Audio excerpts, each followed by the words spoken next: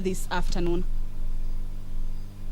There are about 11 bills that are set to be read for the second time before the floor of the House. These include the Disaster Risk Management Bill, Senate Bills number 14 of the 2021 by Honorable Senator Mutula Kilonzo Jr. and Honorable Senator Sakaja Johnson. We also have the County Boundaries Bill, Senate Bills number 20 of 2021.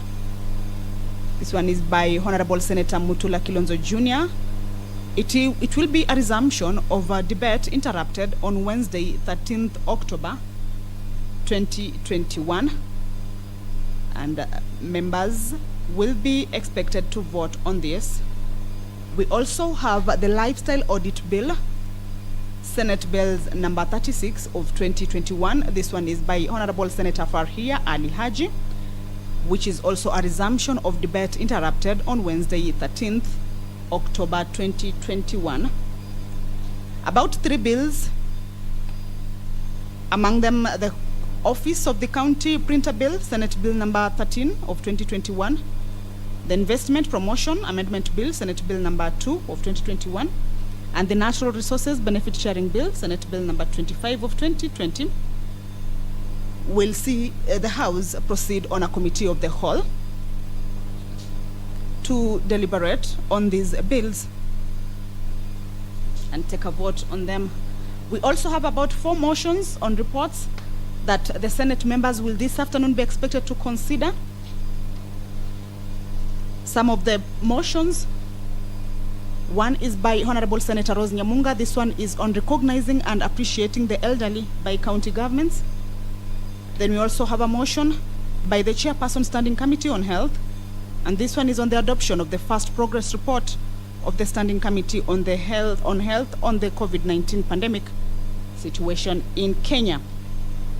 Just a look at what this bill on the county boundaries by Senator Mutula Kilonzo, which was debated yesterday, and a resumption of it will be taking place this afternoon. The County Boundaries Bill is that it seeks to define the boundaries of the counties of Kenya. It also needs, or rather seeks to provide for the resolution of county boundary disputes through the establishment of a County Boundaries Mediation Committee, and to give effect to Article 188 of the Constitution on the alteration of county boundaries. Now, according to the drafters of the bill, the Constitution of Kenya neither sets out the boundaries of the counties nor does it cross-refer the boundaries to any other law. It is, however, a matter of notoriety that the counties of Kenya and their boundaries are the districts of Kenya and their boundaries respectively, as set out in the Districts and Provinces Act of 1992, Cap 105.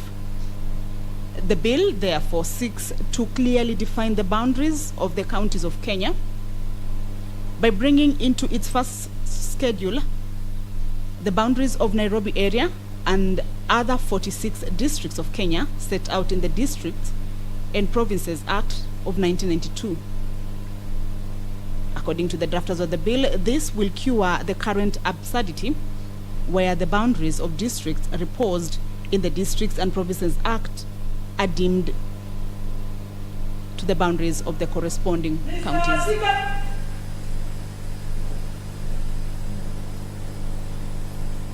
At the entrance of the Senate chambers, the Speaker of the Senate, Honorable Kenneth Lusaka, is entering into the chambers to oversee this afternoon's session. I will now hand you over to the live broadcast, brought to you in conjunction with KBC and PBU. My name is Kamche Menza. Almighty God, we beseech you to behold with your abundant favor and blessings as your servants whom you have been pleased to call to leadership positions in this republic. We seek guidance to treat and consider all matters that shall come under our deliberation in so just and faithful a manner as the peace, prosperity of our country and of those whose interests you.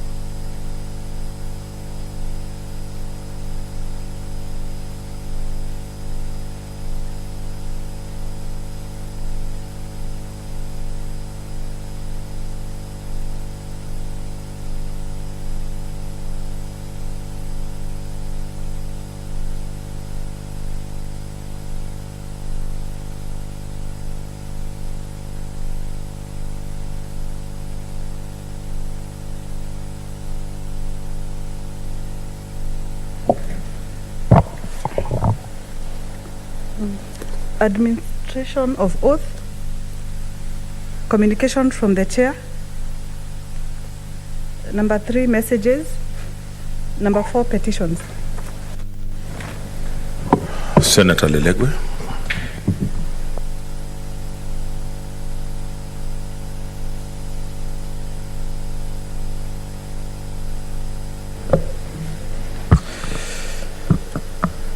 Thank you, Honorable Speaker. I read this petition on behalf of the petitioners. The petition to the Senate by Kirimon residents concerning historical injustices against the Samburu community living in Kirimon, Laikipia North, Laikipia County. We, the undersigned citizens of Kenya and residents of Kirimon, Laikipia County, draw the attention of the Senate to the following: that the National Land Commission Act 2012 was enacted to provide for management and administration of land in accordance with the principles of land policy set out in Article 60 of the Constitution and the National Land Policy.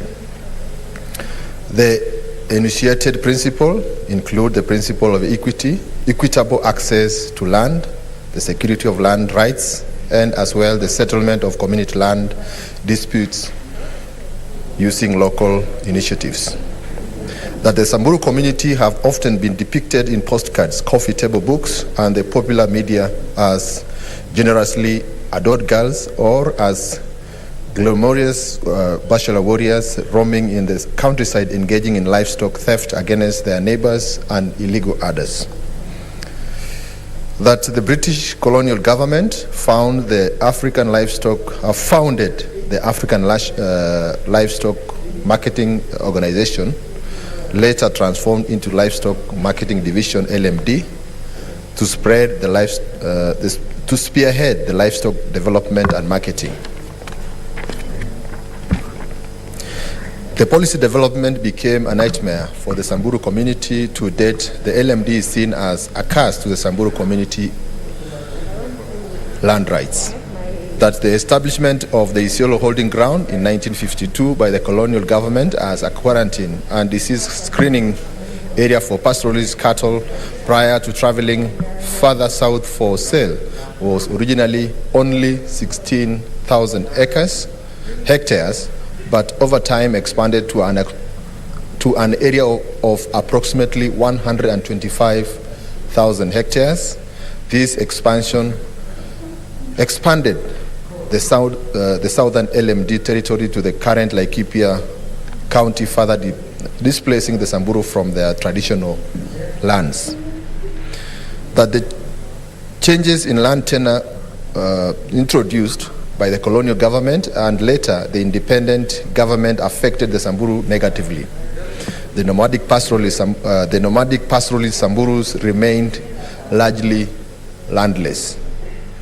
That in Kirimon, there are harrowing testimonies of harassments, torture, and even death in the hands of the LMD personnel for the nomadic herders, and even women and children found in the LMD-controlled areas.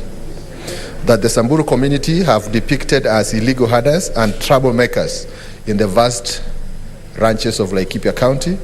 The herders, as they are seen as a source of insecurity for the private ranchers. On the basis of their depiction, the serious problem of unfair land alienation of traditional Samburu lands has been perpetrated. That the local community members have in the past engaged with relevant authorities to lay down formal claims to the Samburu traditional land in Laikipia County, in Laikipia's North Sub-County, and particularly Kirimon Sub-location.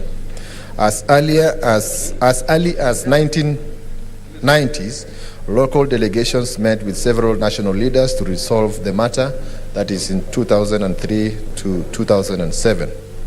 The same issue has been raised with Laikipia County Council for a long time.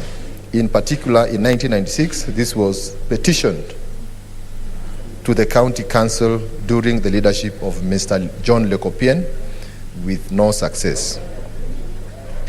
Local leaders were part of the delegation of the mass speakers to the former Vice President, Mudi Awori, in 2003 on the Laikipia landlessness of Samburu people, but once again, no action was taken. That in 2004, following the expiry of the 100 years land lease of some 1 million acres of land in the hands of British settlers in the country, the Samburu community, under the aegis of Maasai Civil Society Group, presented a petition to the government on the return of their traditional Maasai-speaking land, alienated by the colonial government. This was before the promulgation of the Kenyan 2010 Constitution, which now recognizes discussions on historical land injustices in the country. Unfortunately, the government rubbished community demands. That the petitioners have made the best efforts to have these matters addressed by the relevant authorities, all of which have failed to give a satisfactory response. That none of the issues raised in this petition is pending in court, in any court of law, constitutional or any other legal body. Wherefore, we humble petitioners pray that the Senate intervenes with view to ensure that, 1, the rights and interests of the Samburu community are protected by the National Land Commission through enforcement of title of all land in Kirimon sublocation to the designated Samburu community residents under the Community Land Act 2016. 2, the Samburu people living in Kirimon, Laikipia North Sub-County, are compensated in commensurate with the value of any land taken from them. 3, the Samburu community are compensated for historical wrongs of torture, humiliation, and suffering perpetrated by the successive governments and its agents, such as LMD, NYS, KWS, game rangers, game wardens, and the police on the members of the Samburu community in Kirimon sublocation. 4, there is accelerated establishment of schools, health facilities, and other public service institutions for the benefit of the Samburu community. 5, the rights of the Samburu community to use their traditional land, natural resources, and water points for grazing and maintenance of their traditional way of life is upheld. And 6, the planned settlement of Kirimon Game Reserve and the planned establishment of Kirimon Game Reserve and allocation of land to the community residents is the land be degazetted. Signed by 9 petitioners on 8th of October 2021. Thanks, Honorable Speaker. Okay, Honorable Senators, pursuant to Standing Order 231, I shall now allow comments, observations, or clarifications in relation to the petition for not more than 30 minutes. Senator Musuruve. Honorable Speaker, thank you for giving me this opportunity to support Senator Dr. Lelegwe. He has brought on the floor of this House a very, very emotive petition concerning the Samburu people. And this petition is about historical injustice, Honorable Speaker, that must be corrected. There are wrongs that were there even before the pre-colonial times, and even before independence, and even before promulgation of the 2010 Constitution that needs to be corrected, Honorable Speaker.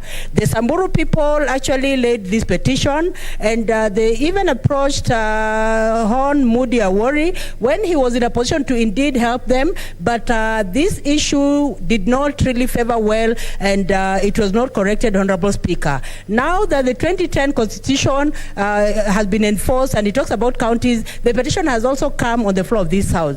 Honorable Speaker, it is just on us to ensure that the historical injustice that was there during that time is corrected right now, and even before the Senate dies. This petition needs to actually see the light at the end of the tunnel, at the end of the day, Honorable Speaker, because land is a factor of production, Honorable Speaker, and without land, you cannot go very far. You can use land to ensure that your economic activities are going on. You can use land to be a collateral to go to the bank and even get more money and develop the land. You can use land to even plant cash crops, and it brings food on the table, Honorable Speaker. So my thinking is that, Honorable Speaker, we need to really treat seriously what the Senator Dr. Lelegwe has brought on the floor of this House, and he has brought up also an issue that is very important, Honorable Speaker, the issue of compensation. Now, when we look at this land, it is an injustice that was there even during the colonial times. But land has actually,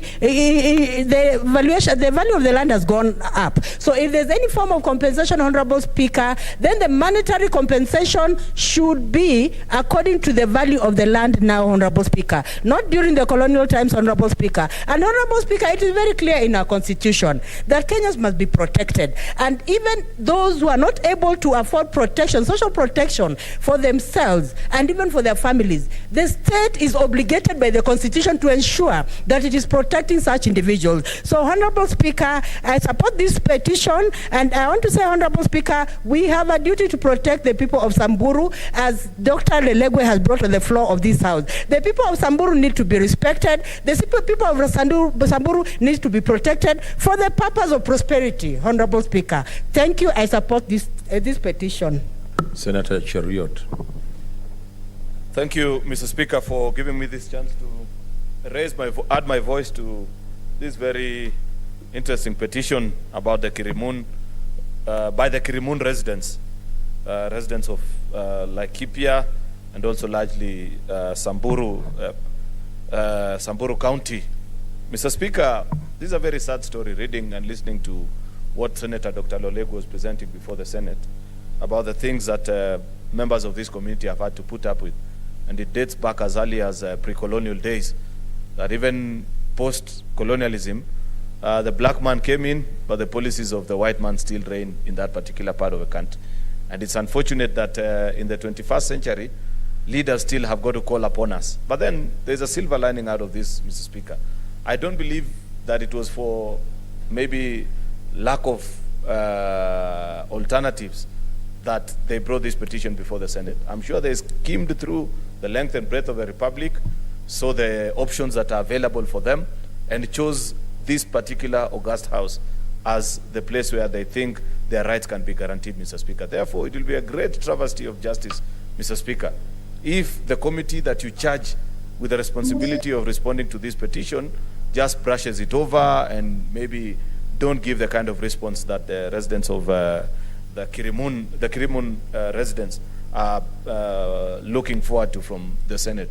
They look forward to a speedy and a faster resolution of this particular issue, Mr. Speaker, because you can imagine, I want to imagine how many generations have passed through this particular problem, which is consistent marginalization. Communities that are considered to be backward, that are considered maybe not to be progressing as the rest of the country. You know, many times, Mr. Speaker, I see people ignorantly look up to communities like the Pokots, Samburus, and some of these other very marginalized part of the country, and blame them. Ask questions like, oh, where are their leaders? Why are they doing these kind of things? And even our friends from the north, some parts of the country, like lower coastal regions. Yet, if you follow through the debate that we had here a few months back, Mr. Speaker, when you were trying to divide revenue, you saw how controversial that particular issue was, Mr. Speaker. For 10 weeks, the Senate captured the attention of the country, because you were trying to say, we have a discussion, if that is a fight that we are having for 15% only, what about the 85% resources? How are they distributed? Where is the audit? And nobody has ever been able to handle that particular, not even the Commission for Revenue Allocation, Mr. Speaker. And this is a question that we asked on so many occasions. when previously the founding chair actually of CRA, we used to refer to him, I see Senator Wetangula is here, as a 48th governor. Because on many occasions he'd appear before us and we'll tell them, your responsibilities constitutionally do not end just as this 15%. You are the constitutionally mandated body that advises government on how to prioritize and share resources on both levels of government. And it's not just about, it doesn't end at dividing and splitting it into two, saying 20 or 30% goes to the county, 70 remains with the national. It goes actually deeper. If you read through our constitution and capture the spirit of what the drafters of our constitution expected, is to ensure how do we push this 70% to reach all the communities of this republic, such that marginalization is not something that we could be speaking about in the 21st century. This is continued marginalization, Mr. Speaker. This petition speaks to those particular issues where the colonialists made a decision about how the Kirumin residents were pushed out of their land, of course with a very noble idea that we are setting up a disease control zone for their livestock, and people gladly made the decision and said, oh, that's a very progressive thought. But unfortunately, when the colonialists left, they have never been able to go back to their lands. And you remember the challenges that we had 2-3 weeks ago here in Laikipia and the things that are happening. The reason people are fighting for scarce resources is because there are people who can look at government and they see all forms of injustice. They don't see a reflection of their particular government that they put into office, Mr. Speaker. Therefore, Mr. Speaker, I plead with this committee, I don't know which committee this matter will be referred to, Mr. Speaker, but I hope that they will, and they are mandated to conclude this within 60 days, but they don't have to exhaust all the 60 days. This is such straightforward petition that they can call for the documents, invite the petitioners, invite National Land Commission. 10 years down the line, what are their fruits? How have they been able to resolve many of these questions? You know, the Dungu Land report continues to gather dust, yet colossal amounts of public resources were spent. How have they responded to this particular call? Therefore, as a House, we are also being put to trial because we are the body that oversights government institutions. I believe NLC is one such institution.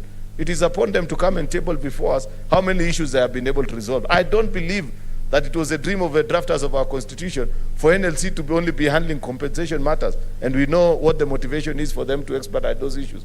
Even issues that involve poor ordinary citizens, such as this, such as the multinational land issues in counties like Kericho and Nandi, and other parts, even western part of the country, places like Trans Nzoia, where people are still waiting for NLC to resolve many issues involving the former White Highlands.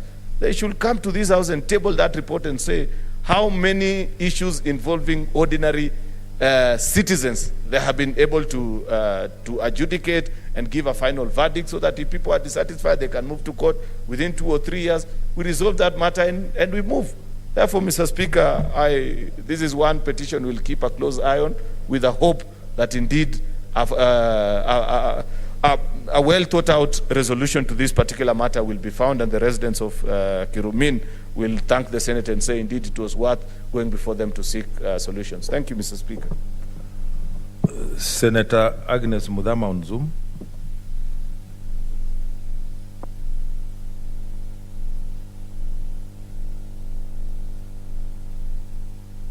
No?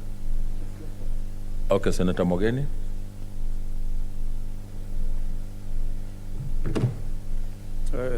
Thank you, Mr. Speaker. First, I want to thank the Senator for Samburu, who has shown a lot of passion in fighting for the historical injustices of his people. And I think that's why we are all called the people's representatives. Mr. Speaker, we all know that in the run-up to the passage of the 2010 Constitution, land was a very hotly debated issue. And Mr. Speaker, Chapter 5 of our 2010 Constitution is dedicated to land and environment issues. Mr. Speaker, we are almost now a decade old with our new Constitution in place. And it's unfortunate, Mr. Speaker, that we are still hearing the kind of plight that has been brought to the House by Senator Lelegwe, especially, Mr. Speaker, when the people of Samburu, and I must say, I will say, when I look at the Samburus, when I see their picture everywhere, anywhere in the world, if I'm traveling, I'm always proud to be identified with the Samburu people. Because, Mr. Speaker, they depict the culture of Kenya. When you see that picture of a Samburu, you feel proud, Mr. Speaker. It's not something that we should use to paint them negatively, Mr. Speaker. If a lease of 1 million acres of land that was in the hands of our former colonial masters, the British, expired, why can the government put in place mechanisms of handing this land back to the Samburu people? So, having listened to this petition presented by my good friend, the Senator for Samburu, it's a wake-up call, Mr. Speaker, that we have still not dealt with historical land injustices in this country. We had the Ndung Land Commission. That report was presented. It's gathering dust in the National Assembly to date. We have not seen any compensation.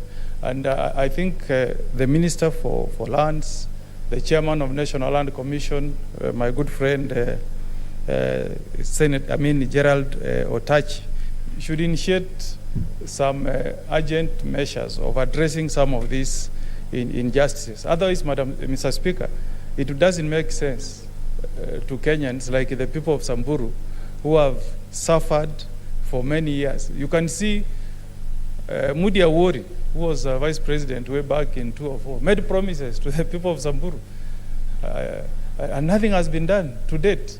The County Council of Samburu made efforts to address the concerns of these people. Nothing has been done.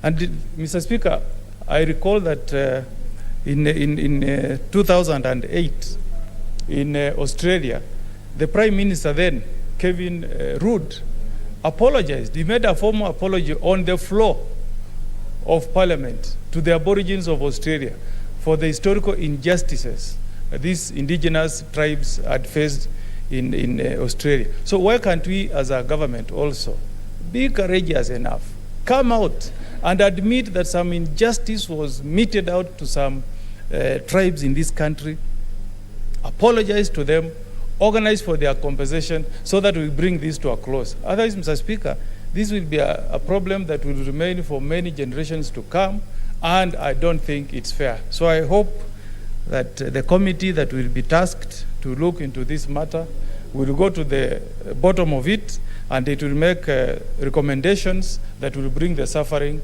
of not only the Samburu but of other tribes that have faced historical injustices to an end. I fully support, Mr. Speaker. Senator Murkomen. Murkomen.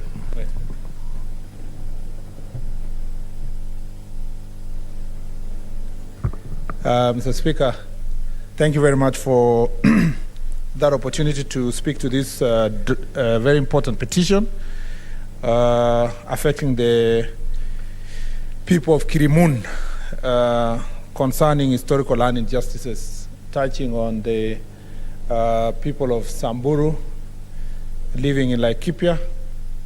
And Mr. Speaker, historical land injustice remains a very thorny issue in this country.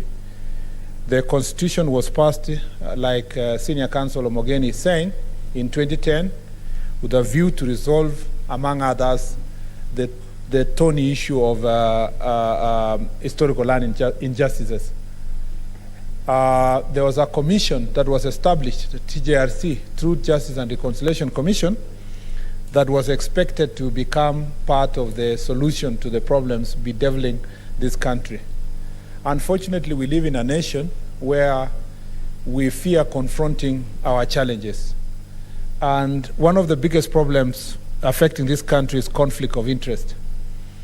The people elected to public office, Mr. Speaker, have a responsibility to defend the interests of the people and not to enrich themselves. Unfortunately, government is full of conflict of interest and politics, whether it is parliament, whether it's the executive, judiciary, it's full of conflict of interest. And there are people who, like Senator Wetangula likes saying, that, quoting Chinua Achebe, that when you mention dry bones, all the women get jittery.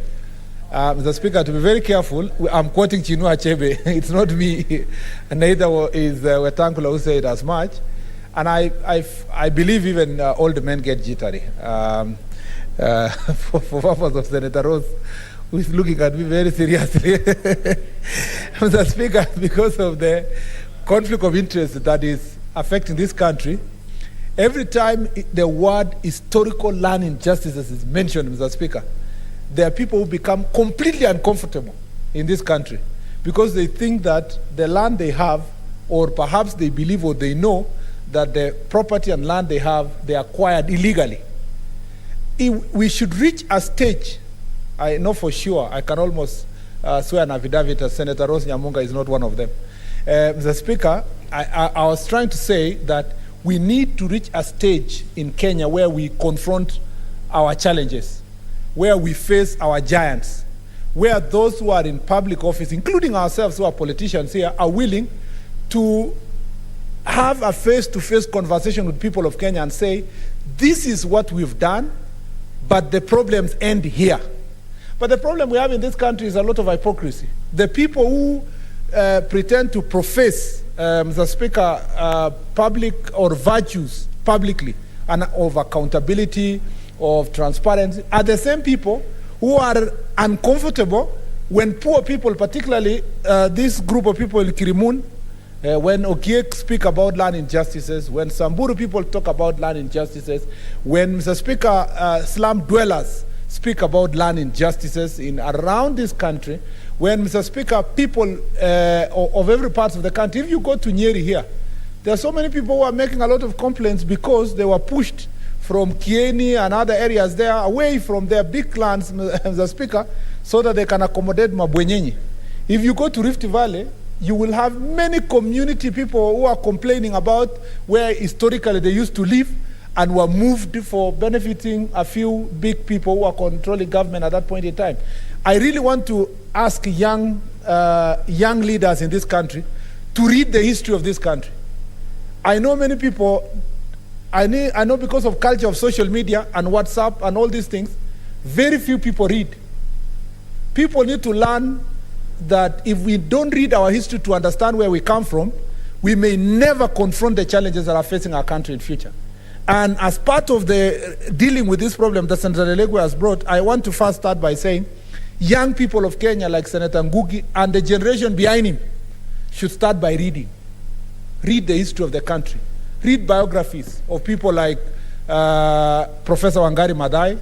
I have a copy which she autographed for me when she came to school in Washington, D.C. another time.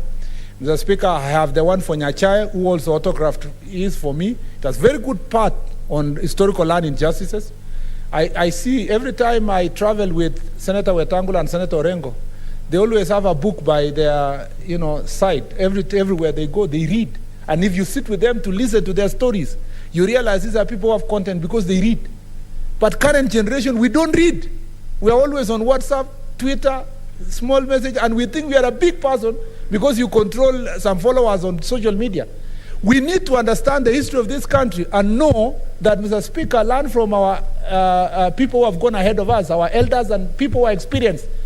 And that's why I'm even still insisting that we are losing so many independent leaders, not just presidents, but people who are working with presidents, government at independence. Very few of them have written their books and left their stories. We need to learn and understand that there are people who are suffering because there is a history to it. The conflict that is in Laikipia is not a conflict of today. There is a history, there is a foundation, there is a historical marginalization. There are people whose property was taken away from them, whether it's small communities like Okiek, Samburus, Rendiles, Tachonis, Sengwers. Mr. Speaker, these are things that we need to confront as a country. And I want to thank Senator Lelegwe for bringing this issue of Laikipia. Because if government takes property from people, colonial government, we fought for independence because we wanted to sort out historical land injustices. Then, when we got independence, the same people are still suffering from the same kind of oppression that they faced when it was colonial time. Then we are cheating ourselves. And let me tell you, We will not be at peace as a country. We will not sit settled as a country until we confront these problems and settle historical land injustices. And I hope the committee that is going to deal with this issue will not come here with a window-dressed report to the petitioners and tell them, oh, you know, the Constitution says, and this. No, they must face the challenge as it is. Let the problem remain at the stage of implementation. But as senators, we must be able to come back here with a report that will satisfy the people of Laikipia, the people of Samburu, whom Senator Lelegwe has brought this petition on their behalf. And next time, Senator Lelegwe, I hope when we bring these petitions, we will also follow through to ensure that there is accountability. I know. I saw you mentioned here as former Vice President Moody Awori. I'm sure he was there for a campaign function and he needed votes. Now we are 10 months to elections. A lot of us will come back again with promises. We will settle your people. We will do this. And after the elections, nothing happens until another 1 year before election. I really hope that as Senate, we can come back with a report that is comprehensive. And that Committee of Lands, Mr. Speaker, I have a question I'll ask you later. There are too many pending reports there. I don't know whether they are uncomfortable dealing with historical land injustice issues. I hope that committee can come back. There are so many questions brought by various senators that deal with land issues that have not been brought back. And even sometimes when it's brought back, it is below par. It does not meet the standards required of a house called the Upper House of the Republic of Kenya. I thank you, Mr. Speaker. Senator Moses Wetangula.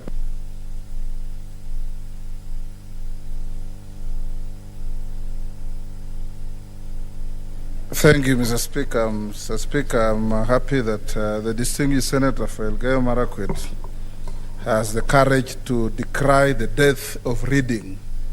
Mr. Speaker, in this country, Feroz Noroji captured it very well.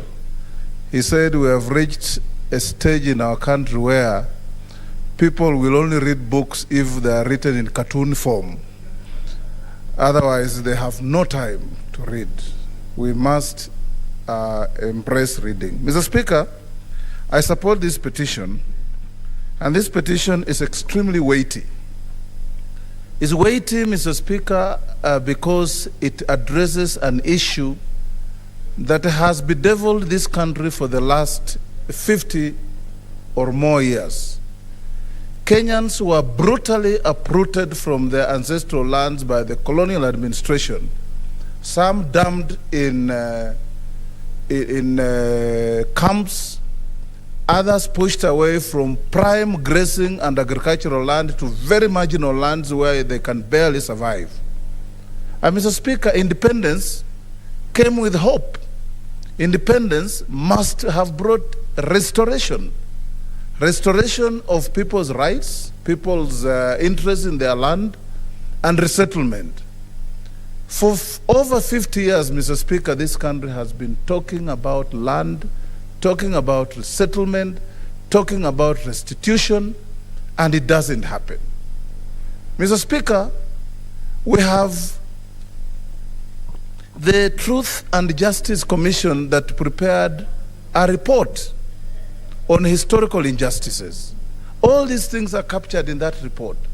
Why the government has not implemented these problems, Mr. Speaker, is a matter that we need as a House to speak to. But more importantly, Mr. Speaker, this petition speaks to very serious issues. That there are government agencies occupying land. African Livestock Marketing Organization, which was transformed into Livestock Marketing Division, which is moribund as far as I'm concerned. Then, Mr. Speaker, we have the NYS occupying land. And all these agencies, Mr. Speaker, if you look at what is happening in these areas, you'll find huge tracts of land set aside for NYS, but it's rich people who graze on it. It's rich people who farm on it.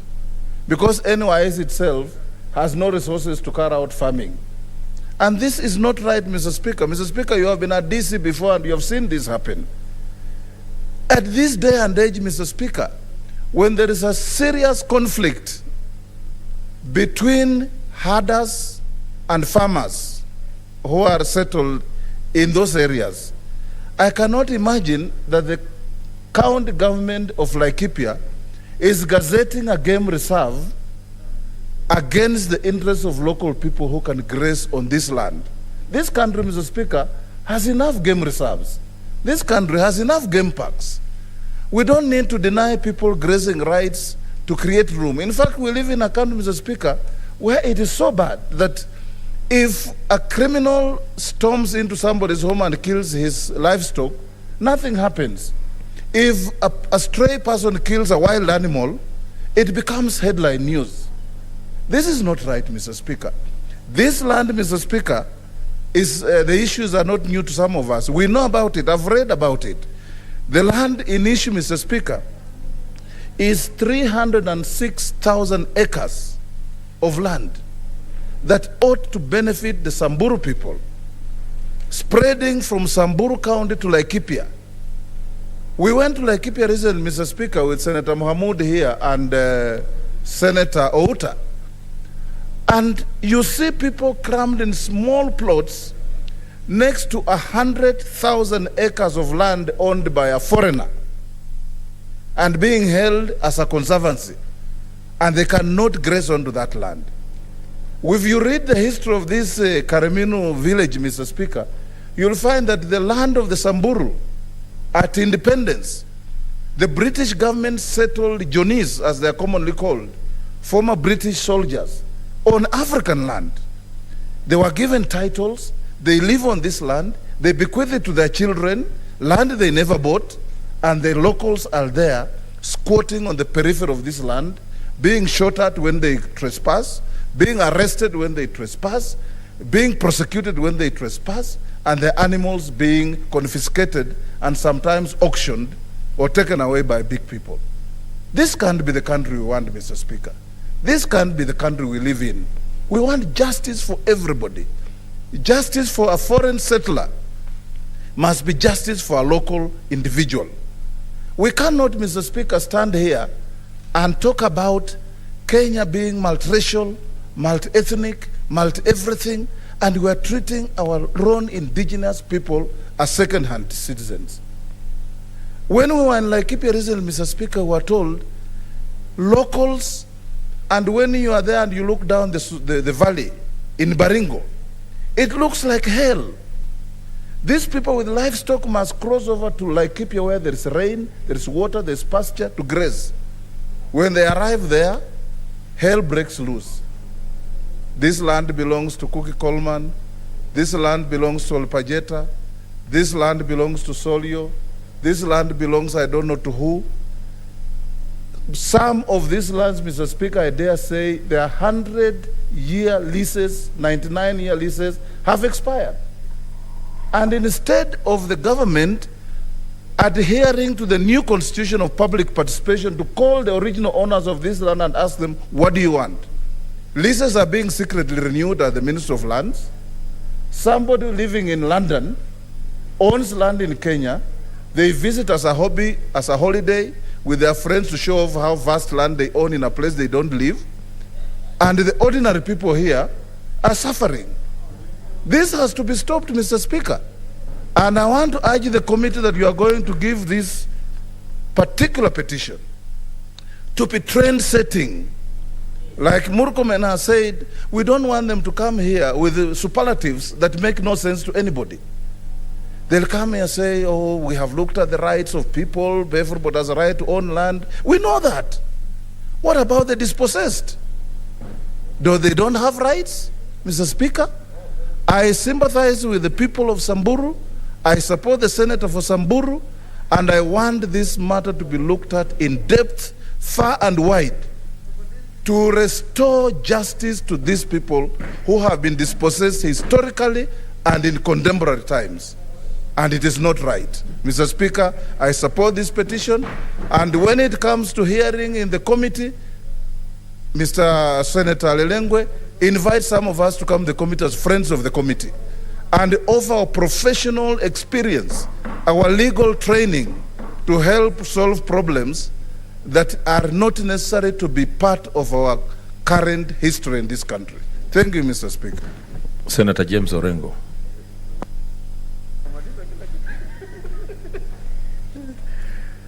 Mr. Speaker, I thank you, and I fully support this petition. Mr. Speaker, this is one of the things that whenever it comes before the Senate or before Parliament, you get a little ashamed because they are not coming for the first time. And they come and we make recommendations or we talk about them, but finally nothing is done. And the problem is that if this was an idle problem, it would not have been addressed in the Constitution. In the Constitution, the chapter dealing with lands talks very firmly, very robustly about not only historical injustices on issues relating to land, but the need to resolve those historical injustices. And Parliament was required to come out with legislation to see how to address these historical injustices. In fact, the categorization of land between community, private, and public land, part of that process was supposed to resolve the process of returning land to communities who lost land over the years. I am proud of the fact that I presided over the drafting of the national land policy. And that national land policy was discussed at length, both in government circles, in cabinet, and finally it was brought to Parliament and passed. And if you look at the chapter with the historical injustices, where areas where these historical injustices arose, you'd find Samburu or the Ma community prominently talked about in the national land policy. And indeed, this national land policy should be reviewed every 5 years or every 10 years. But the problem is, those who bore the brunt of colonialism, when the white man came to this country, it is these communities that now look helpless, that offered the most solid resistance to colonialism. And if you read history, and Senator Murkomen has urged us to read history, but the history of colonial intrusion into this country are stories of resistance by our own communities. You want to be informed, Senator?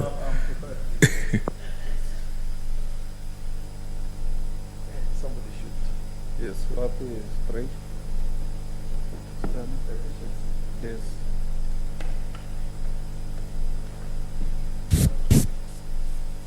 Mr. Speaker, I want to inform the distinguished Senator for Siaya that what he has said has actually tickled my brain to understand and realize that, in fact, communities like the Luo, the Luya, the Kalenjin, and Kisis who live in the hinterland must forever thank the Maasai community for killing slave traders who tried to come through their territory to come and capture our people and take them to the market in Bagamoyo and Zanzibar. Murkomen would probably be in Bahamas or somewhere like that. Or in the Middle East. I think the most likely destination for Senator Murkomen would have been somewhere in Saudi Arabia or Oman. And probably he would not be a man. I mean, we know what used to happen, what they used to do to our people. But Senator Wetangula is right on point. Without that resistance, the communities like, including my own community, would have suffered a lot more. And for example, in the Nandi, there was a community in Nandi that was evacuated. And they were taken to Rusinga, some to Lambwe Valley. Yeah, and that is because the Talai, because of the kind of resistance they gave to the colonial authorities. And they were displaced for that reason. And yet after independence, these communities still don't have any piece of land including of the places where they came from. And therefore, Mr. Speaker, I really think that is the biggest shame that up to today, including if you look at the land that is being given out to private institutions, public bodies in the Rift Valley particularly, and Laikipia is in the Rift Valley, even where it was community land, they are given out to private entities and to large-scale landowners. Now, I know of a case in Kajiado where, for two reasons, the Ma community gave out land, first of all, to create corridors for game, for wildlife. And then they also gave they donated land for public use to establish institutions. But when now they demanded, I'm aware of a matter which came to the Senate from Kajiado. It went to the National Assembly, it came to the Senate, it went to the National Land Commission. The National Land Commission said, that land now must go back to the community in Kajiado, the Maasai community in Kajiado. And when that order was made, and the matter was now given to the Ministry of Lands to deal with, and I'm ashamed that I used to be in that ministry if this kind of thing happens. The director of physical planning, when they were ordered by the National Land Commission to reorganize that parcel of land and do a part development plan and make sure that the land goes back to the community, instead of doing that, they petitioned the land afresh and gave it to government institutions and private entities. And the community got 0% of that land. This should not be. And therefore, what I would urge, some of these things we may think they will go away. I mean, even in the United States, the native communities, they're still pushing for that agenda of restoration of what they lost. And things have gone around, and courts and some of the governments are acceding to some of their requests. You go to New Zealand, Australia, these issues will never go away. And therefore, Honorable Lelegwe, don't give up on this. Don't give up on this. Continue to be pushing. And although the best we can do sometimes is just to talk about it, like I've heard Senator Murkomen talking about it, Senator Wetangula talking about it, the more you talk about it, the more some kind of resolution will have to come ultimately. I remember when Senator Mwangale said, when J.M. Kariki was killed, and said, you Stone, he was addressing actually the government, that although you are not talking, but you have heard. So we'll keep on talking, and I urge us to keep on talking. And I think there is an injustice to the Ma community, even when they are selling their land, is because their traditional practices have been completely destroyed, because they needed large expanses of land. The Ma community actually occupied nearly half of this country. And they didn't move into Kajiado and Narok because they were moved from Trans Nzoia, in fact, up to Lambwe Valley. Some of them used to be living up to the Lambwe Valley, and they were displaced without justification and without any justice being done to some of these communities. And I think we should again discuss, when the committee looks into this issue, they should relook at the Truth and Justice report, which, as we speak today, has never been implemented, the Ndungu land report, and various reports that have come through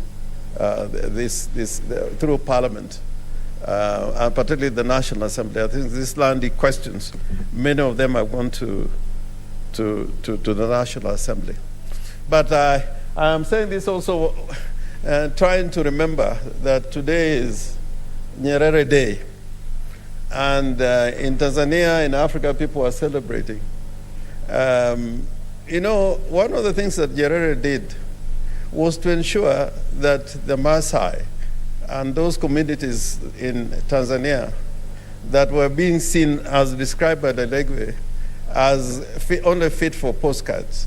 He made sure that those communities still were recognized and given their respect. And I would say this, Mr. Speaker, that Africa, we may be going the wrong direction. And I'm saying this because I remember what Murkomen has just said. You know, even in terms of leadership, the old African leaders who fought for independence, you know, they used to have a vision. You know, they wrote books. I mean, they have any doubts about what Nkrumah stood for. We may have problems with him. But the man was very well read, and wrote books. Nyerere the same. Even the ones who were in detention, like Mugabe and Mandela. But these days, leadership has become something that is like a commodity. Leadership. I think leadership is a calling. It's a calling. And, you know, I may not fit, you know, the status of some of the leaders that have come before us. But I think anybody who comes to this house properly has come because it is a calling. And I'm calling upon institutions and us as leaders that we should have a conversation with each other with respect, because, you know, whoever is elected to this august house and other institutions where people come through elections, they should be listened to. The fact that Senator Lelegwe has brought this petition, you know, people should take it seriously. I'm beginning to feel sometimes that, you know, people just think politicians are just there as people who make a lot of noise. But, you know, Senator Wetangula, who has traveled more than most of us, when an issue arises in parliament, even if it's a petition like this one, you would have a rapid response to an issue like this if it is raised in parliament. Like on this petition, tomorrow, there will be somebody in the executive trying to make, you know, responses just to make sure that the record is put straight. But here, maybe until you summon somebody to come before parliament, you know, you will never get a response. And then when you call upon them to come here, they will not come. I'm glad that both chambers of parliament now are taking very, you know, appropriate measures to make sure that those who don't come to parliament when summoned are treated in accordance with the law. So in conclusion, I hope that the relevant committee will consider this petition as quickly as possible and urge Senator Lelegwe that when you think you are not being heard, you know, continue. And eventually, this case will not go without resolution. I thank you. Okay, I know our time for that is up, but let me give you, those I'm giving an opportunity because this is a very serious matter that we are discussing. Please keep it brief and to the point. Senator Harugura.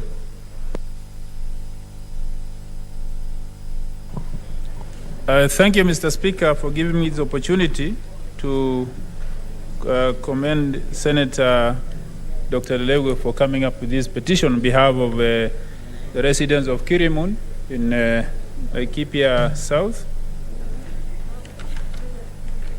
And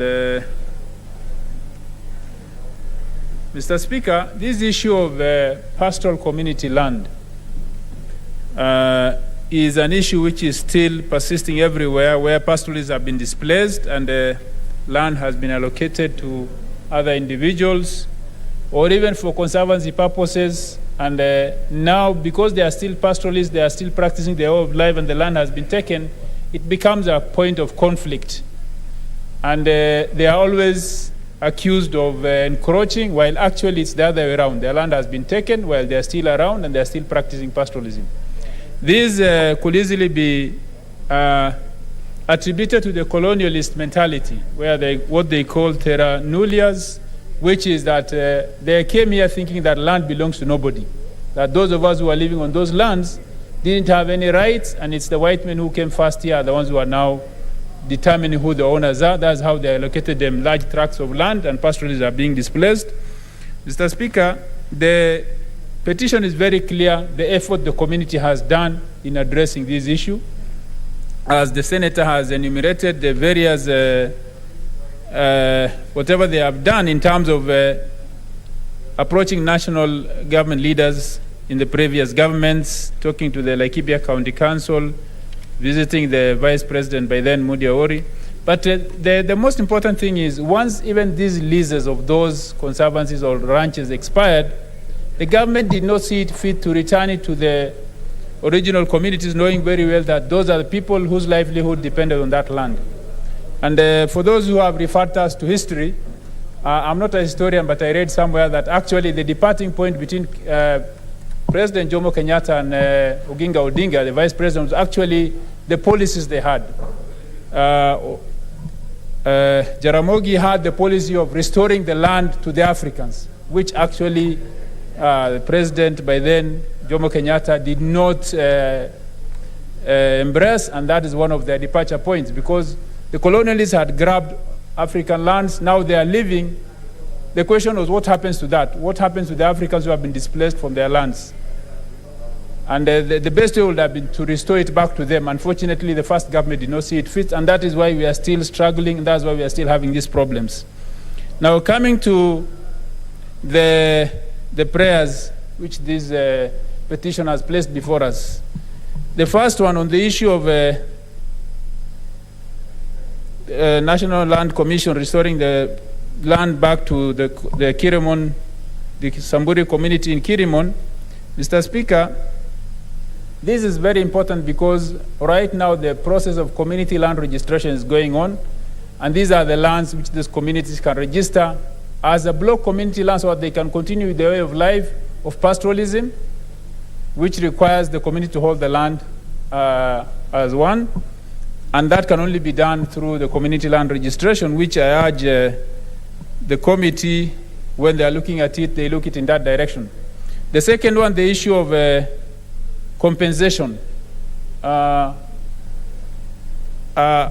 don't know whether this community had benefited from the issue of historical land injustices claims, which were done at the National Lands Commission, which expired, I think the deadline was 21st of September 2021. Maybe that's one area where the Senator needs to look at, whether they have placed their historical and injustices claims with the NLC by 21st of September, that was sometimes last month, because that could be a way where they can follow up on the issue of the claims. Then, of course, there is need to have them compensated in terms of, because our communities still experience, like what is going on in Laikipia, where we are being told herders are encroaching. Actually, this is a case of people trying to practice their way of life on their land, and somebody has grabbed the land, so there is no space. That conflict comes in.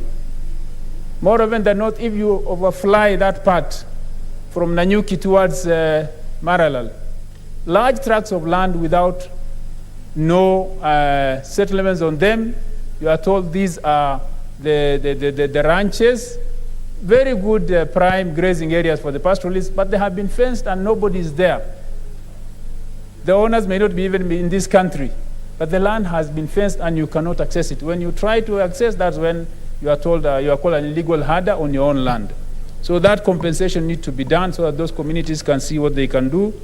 And the issue of the pastoralist way of life, the indigenous community rights, these are recognized by the United Nations. There is the United Nations Charter for the indigenous community, which recognizes this, and which says very clear that the indigenous community lands cannot be used in any way or allocated to any person without prior free, prior informed consent of those people, which was not done before. And now when the leases are expiring, the government does not consult those communities. And we need to look at what other communities have done. The issue of game reserves. I think in that area there are many conservancies where wildlife have been given priority than human beings. All the way from Welpejeta all the way to the Borana Ranch, the Laikipia Nature Conservancy. There are very big tracts of land where wildlife have been given priority. So I'm wondering why create other game reserves? We are even now agitating game reserves to be degazetted so that they form part of community land. In this age and time, there should be no need to have a game reserve in Laikipia where there's a lot of land already given to wildlife in the name of conservancies and these ranches. So, Mr. Speaker, I support fully this petition and urge that NLC comes out very clearly and addresses these historical land injustices, which I hope the community has registered with them. And in terms of the government, compensation need to be given to communities, which unfortunately is not the case because as we are talking of these past issues, in Marsabit we are struggling and grappling with an issue which occurred into the 21st century where 150,000 acres of community land was given to private developers who unfortunately are on foreigners to start a project called Lake Turkana Wind Power Project, which is now, if you find the way it's appearing in the news, in the issue of Kenya Power, the power prices and all that, happened to be the community lost, and now Kenyans are losing courtesy to that project where money is being lost without power being supplied. So, Mr. Speaker, I support the petition and urge the relevant committee to engage NLC and make sure that this community, the historical land injustices are being addressed. Thank you. Please compress what you have, the ones that I'm going to give, because we are really out of time. Senator Mudhama, I know you wanted to speak on this earlier on here.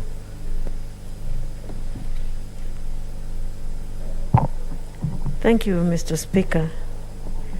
Thank you, Mr. Speaker, for giving me this opportunity to support this petition by the Senator of Samburu, which is very good and very timely because, Mr. Speaker, we've had so much of land injustices in this country. I think from the days I was even very young, I could still hear people talking of land injustices. And especially, Mr. Speaker, the land which was leased by people from the indigenous people. The people of Samburu, Laikipia, Turkana, and I also include there Machakos County, because we also have a land which has issues, a land in Portland, which was leased by the Portland people, and their lease years are over, and they took loan with this land. And now the bank has taken over this land from Machakos, and they want to sell the land, and they are not even considering the indigenous people. Mr. Speaker, I support this petition, and I say that every land in Kenya that has issue should be looked into, and these people should be given an opportunity to enjoy their land, because that is where they were born. That is their land. That is where they belong. And some of them have no even land to cultivate, leave alone even to do anything else. So, Mr. Speaker, I support fully this petition, and I say that the committee that is concerned should look into this, and not only for Samburu, Laikipia or Turkana, even Machakos and every other part of this country where there is land injustices. Thank you, Mr. Speaker. I support. Senator Sakaja.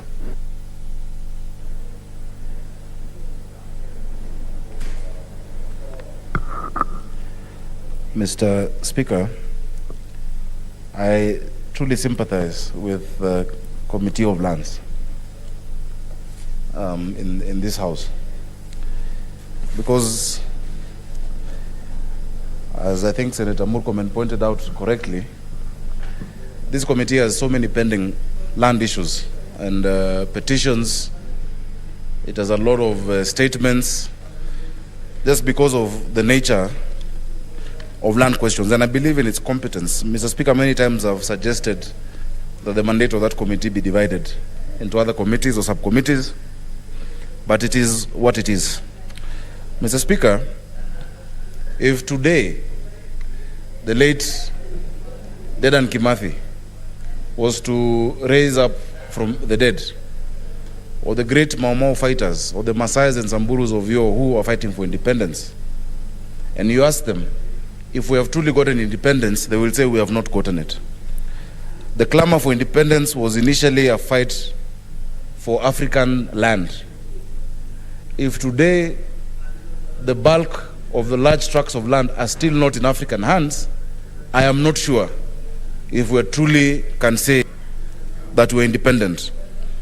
These are injustices dating back to 1952. Some of them date back earlier than 1952. And so why I'm sympathizing with this committee is I don't know what the committee led by Senator Gidiomi can do that the Ndungu land report does not address. Because, Mr. Speaker, all these issues, together with many other issues, are already addressed in that Ndungu land, report.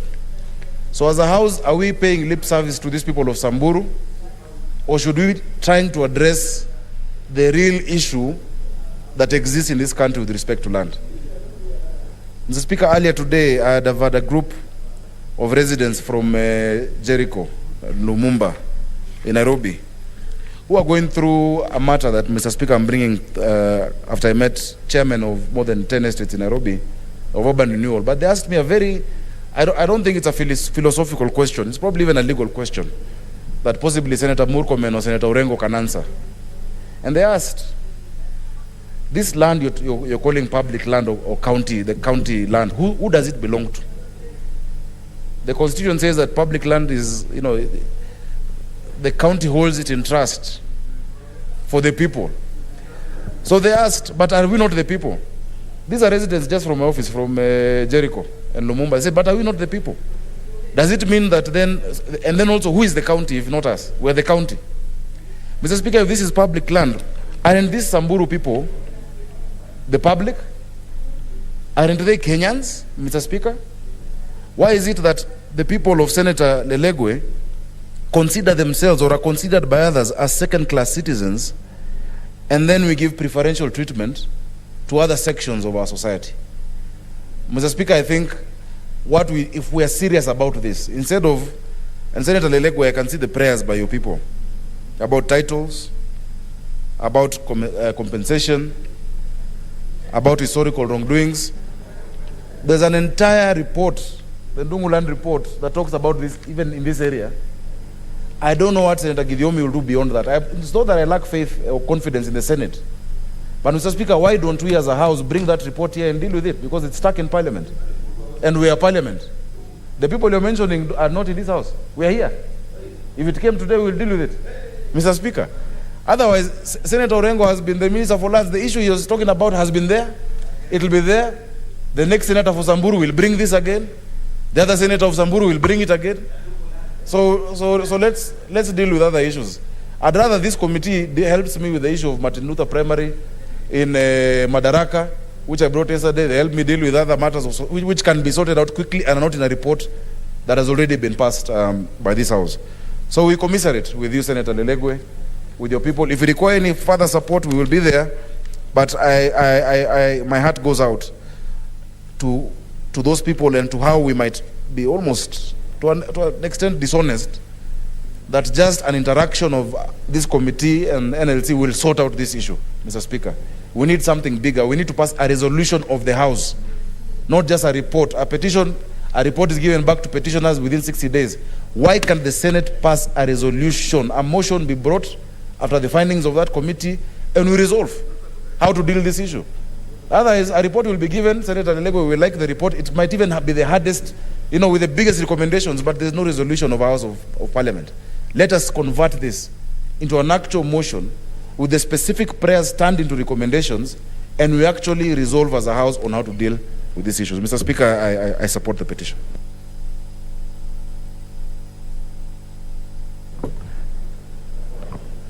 Honorable Senators,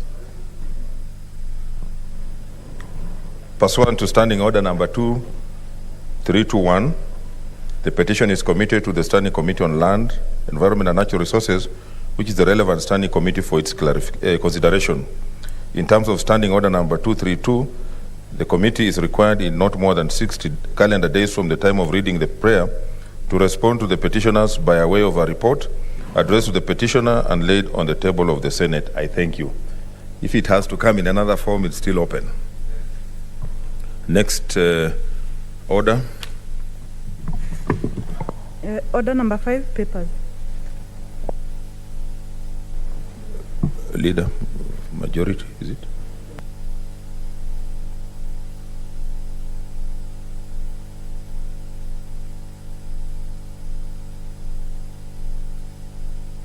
Chair of Finance, are you here or any member? Okay.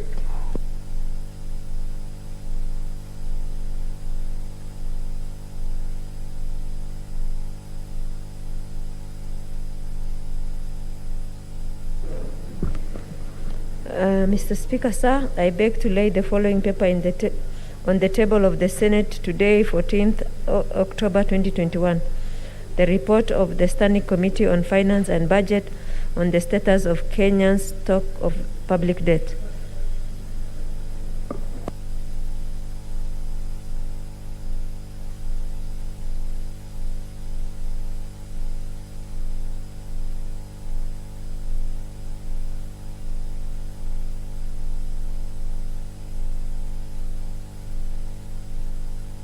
Next order. Order number 6, notice of motion, adoption of the report of the Standing Committee on Finance and Budget on the status of Kenya's stock of public debt. Leader.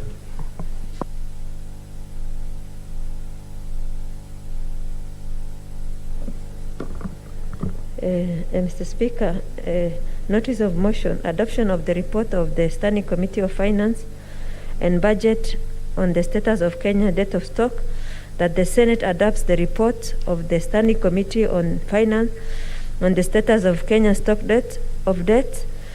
public debt, and lay on the table of the Senate on Thursday, 14th October 2021. Next order. Yes, Senator Orengo.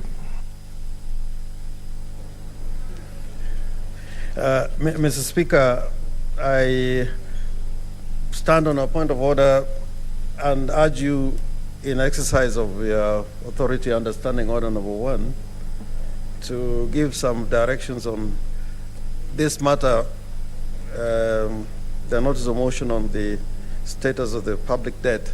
You remember when this matter came up, Mr. Speaker, many senators felt that this matter must be sent to the committee and that we should debate this matter. And it has some urgency because, you know, I think we're going for a recess. And although the matter will go to probably to the Senate Business Committee, of which I'm a member, but I was hoping that, Mr. Speaker, some directions could be given so that this motion is debated next week, if not today. Because of the urgency of the matter. And we need to talk about it when it is the right time, because I think if we are going to talk about the issues of debt much later, then the impact of our views are going to be lost. So I urge you probably to give us direction that we should discuss this matter before we go for the short recess. Okay, thank you very much. I think I remember that it had a lot of interest, and we did indicate that we wanted to have more time to discuss it. So I'm directing that it be discussed next Tuesday when everybody has gone through and is ready, and when we are possibly a full house, so that all those who have an opportunity to contribute can contribute to it, because it's very important that we pronounce ourselves on this matter as a house. Yes, Senator Wetangula. Mr. Speaker, further there could I, in joining myself with what the Senator for Siaya has said, that you also directed that this be the priority business of the day so that we can have time. And I want to encourage the majority leader and his team also to be present so that we have, this is not a matter of one side against the other. It's about public interest.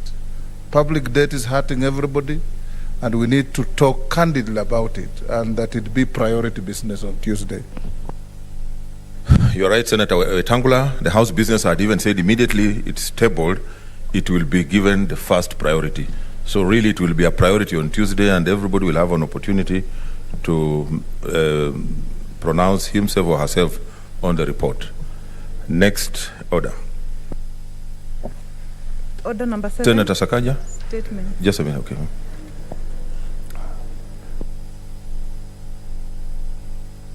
Mr. Speaker, I just want to follow what Senator Wetangula said and to assure him, this debt, which is at 7.4 trillion and now 69% of GDP, the discussion of it is not a matter that senators from this side need to be encouraged to come and attend, Mr. Speaker. We are also going to come. Rest assured, we are as concerned as the senators on this other side of the House. We shall come and we shall debate it, Mr. Speaker. I think that should not have been left to go unchallenged. We don't need encouragement. We are here.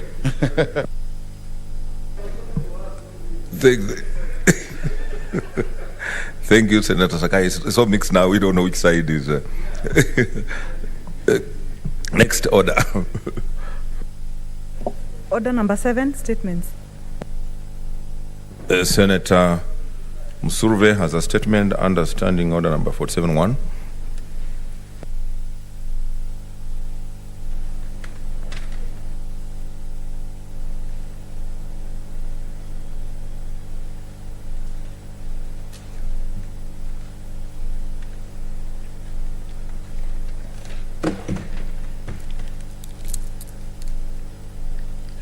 Thank you, Honorable Speaker. I make a statement on an issue of general topical concern, that is the International Day of the Girl Child. Honorable Speaker, I rise pursuant to Standing Order 47-1 to make a statement on an issue of general topic concern, namely the International Day of the Girl Child. Honorable Speaker, on December 19, 2011, the United General Assembly adopted Resolution 66-140 to declare October 11th as the International Day of the Girl Child. It is observed annually and is internationally recognized as a day to celebrate and advocate for the empowerment of girls and amplification of their voices in the society. The theme for this year is Digital Generation, Our Generation, a rallying call for equal access to the internet for girls as well as digital devices. Honorable Speaker, COVID-19 has highlighted many of the inequalities that weaken our societies, especially those between gender. One of the most destructive of these is the digital divide, which impacts girls from an early age. Indeed, over the past year, many countries have turned to remote learning to control the spread of COVID-19. According to a recent study by UNESCO, UNICEF, and the World Bank, 91% of the 138 countries surveyed use online learning platforms to tackle pandemic-related school closures. However, accessing these platforms depends on accessing the internet, and the boys and girls are unequal in this regard.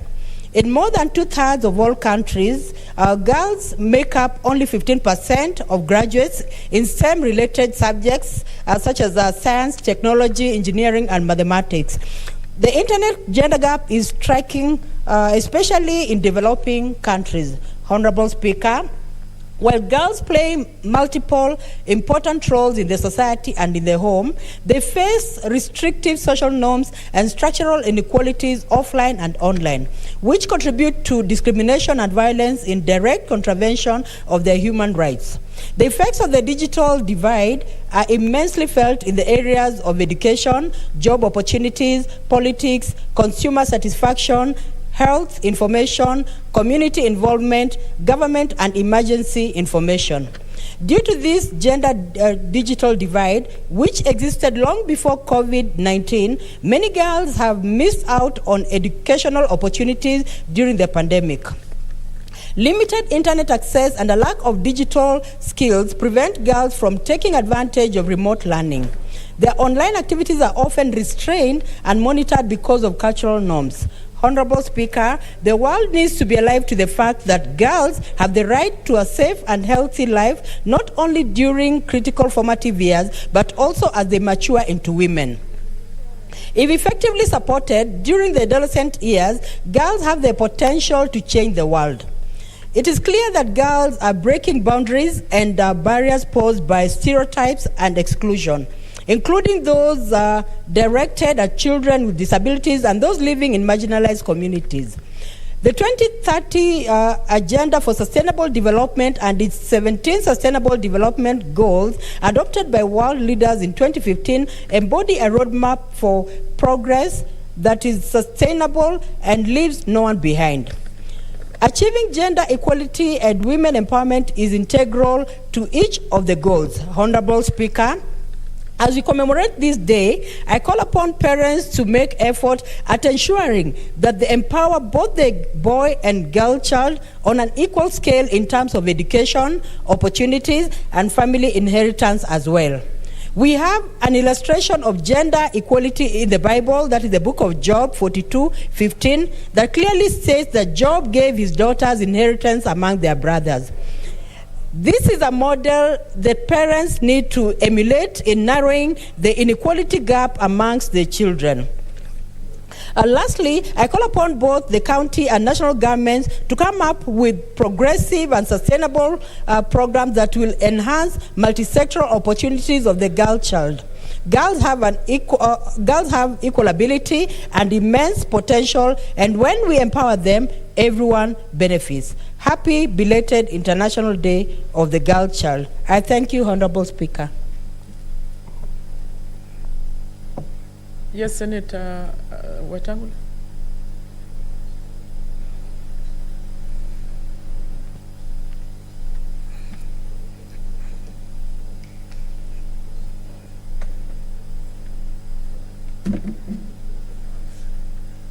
You need help? No, thank you. I'm done. And your paper? Oh, yeah. Thank you.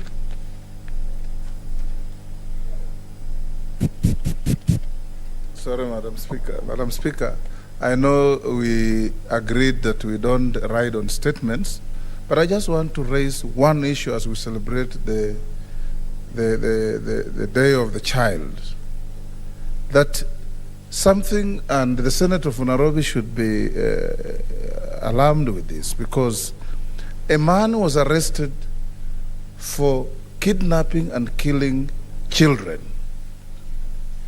Close to, was it 14 children? Madam Speaker, this case was about 2 months ago.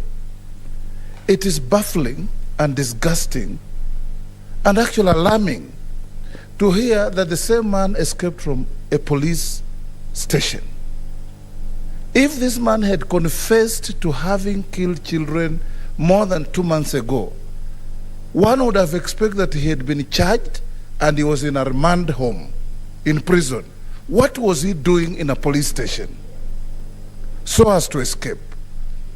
A man who is not suspected of killing children, but has confessed to killing children in a most brutal and cultist manner, all of a sudden walks out of a police station. As we celebrate this day, Madam Speaker, one would have expected that the government agencies responsible for justice would have issued a statement to the country.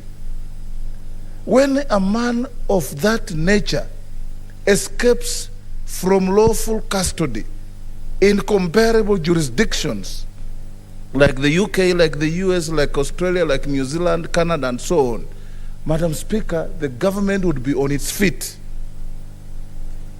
We have not been told anything. Today there was a very scanty news item in the papers that 2 policemen have been suspended because they were on duty when he escaped. What was this man doing in a police station having confessed to have killed children 2 months ago? Honorable Senators, you know we should not be riding on 41A, but I can see some of us are still insisting. So I'll give 2 minutes each. Please just be brief, make your point. Senator Faria. Thank you, Madam Speaker. Madam Speaker, you know, gender issues are very important issues and they still lag behind in this country. Madam Speaker, Kenyan Constitution was passed over 10 years ago. Up to now, the gender bill has not been passed by both parliament, despite even the CJ asking for the dissolution of parliament. Still nothing has moved, including the bill that I have sponsored that is still in this Senate, Madam Speaker. Madam Speaker, at the time when I finished my O-level, out of the top 10 schools, 7 were girls' schools. But if you look at the leadership in this country, that proportion is not represented. Madam Speaker, we have a lot of work to do in this country in terms of ensuring that gender parity is achieved in all levels of government, in all levels of institution, in all employment, in all opportunity, and also in elective position. Madam Speaker, the female gender still faces a lot of discrimination in terms of gender-based violence, in terms of FGM, in terms of discrimination at work, including even the children being discriminated by their own parents, where the school fees prioritization is given to the male gender and at the expense of the female gender. That is why still, I mean, in terms of a certain level, you will see that at the entry level, the girls are majority, but at the end of the day, when they finish school, they are still a minority, Madam Speaker. And then the other thing, even in terms of the domestic chores and everything else, parents, instead of, you know, equalizing their children that they should do everything together, it's the girl child who is made to do all that work, and then still at the expense of them doing proper homework, at the expense of them reading properly, at the expense of a lot of things. But with all those challenges, the girl child still excels in school when they are given opportunity. And Madam Speaker, I urge any leader in this country, especially during this time when we are expecting to be an election to happen, we expect the women of this country should support the presidential candidate who makes a woman vice president. We should ignore the rest, Madam Speaker. I submit, Madam Speaker, and I support the statement. Thank you, Senator. Now you are talking. Senator Sakaja Johnson Arthur. Mr. Speaker, Senator Faria's statement is very strange, that we should support the candidate who has a woman running mate, instead of saying we should support a woman candidate for president. I think there are many. There are many. Ngilu has tried, Martha Karua has tried. But anyway, that notwithstanding, I truly support this statement on the International Day of the Girl Child, in as much as it has come late.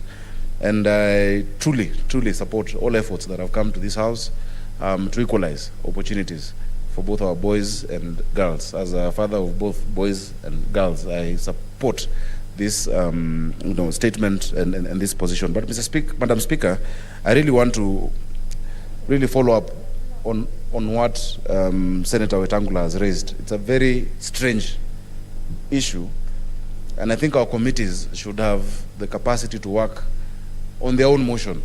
I don't think anyone needs to bring a statement on that. This Masten Wanjala he was arrested in July. He took police officers to more than 10 sites where he has killed. He confessed to actually killing. He's taken them to 10 sites where he has killed children. The Justice and Legal Affairs Committee, together with the Security Committee, because it's a criminal justice issue, must tell us why this man has not been charged. Because you cannot be in a police cell for all this time.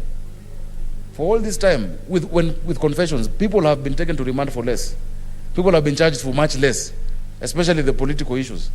But this one has confessed he's killed children, 14 children. He's still in a cell on Jogoo Road. The parents of these children, many of whom are from Nairobi, demand justice, Madam Speaker. So as a member of that committee, I will prevail upon, we will ask our chair to summon the DCI and the DPP for us to know where in the criminal justice chain this has fallen off. Either the DCI has not forwarded files to the DPP, or the DPP has not instituted charges in court. But this cannot go unanswered. Thank you, Senator Wetangula, for raising that.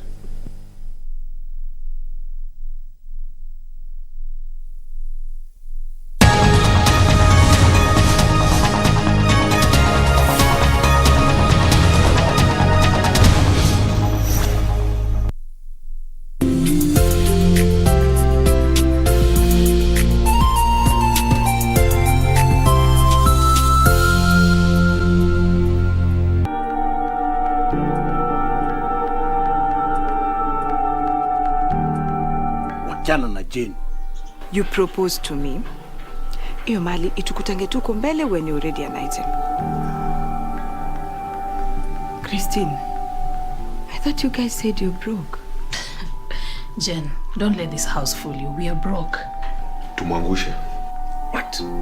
Ama offer expire sasa. Offer ya nini? Pete is at your place. Bacha nichukue bag twende. Were you not having these same clothes yesterday? So, get rid of Lawrence.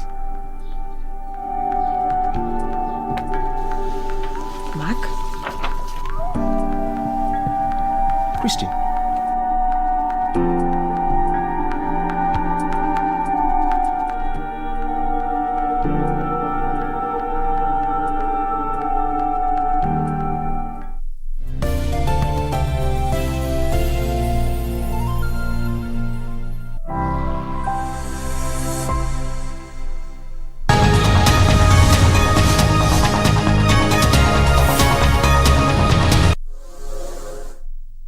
In taxes and levies.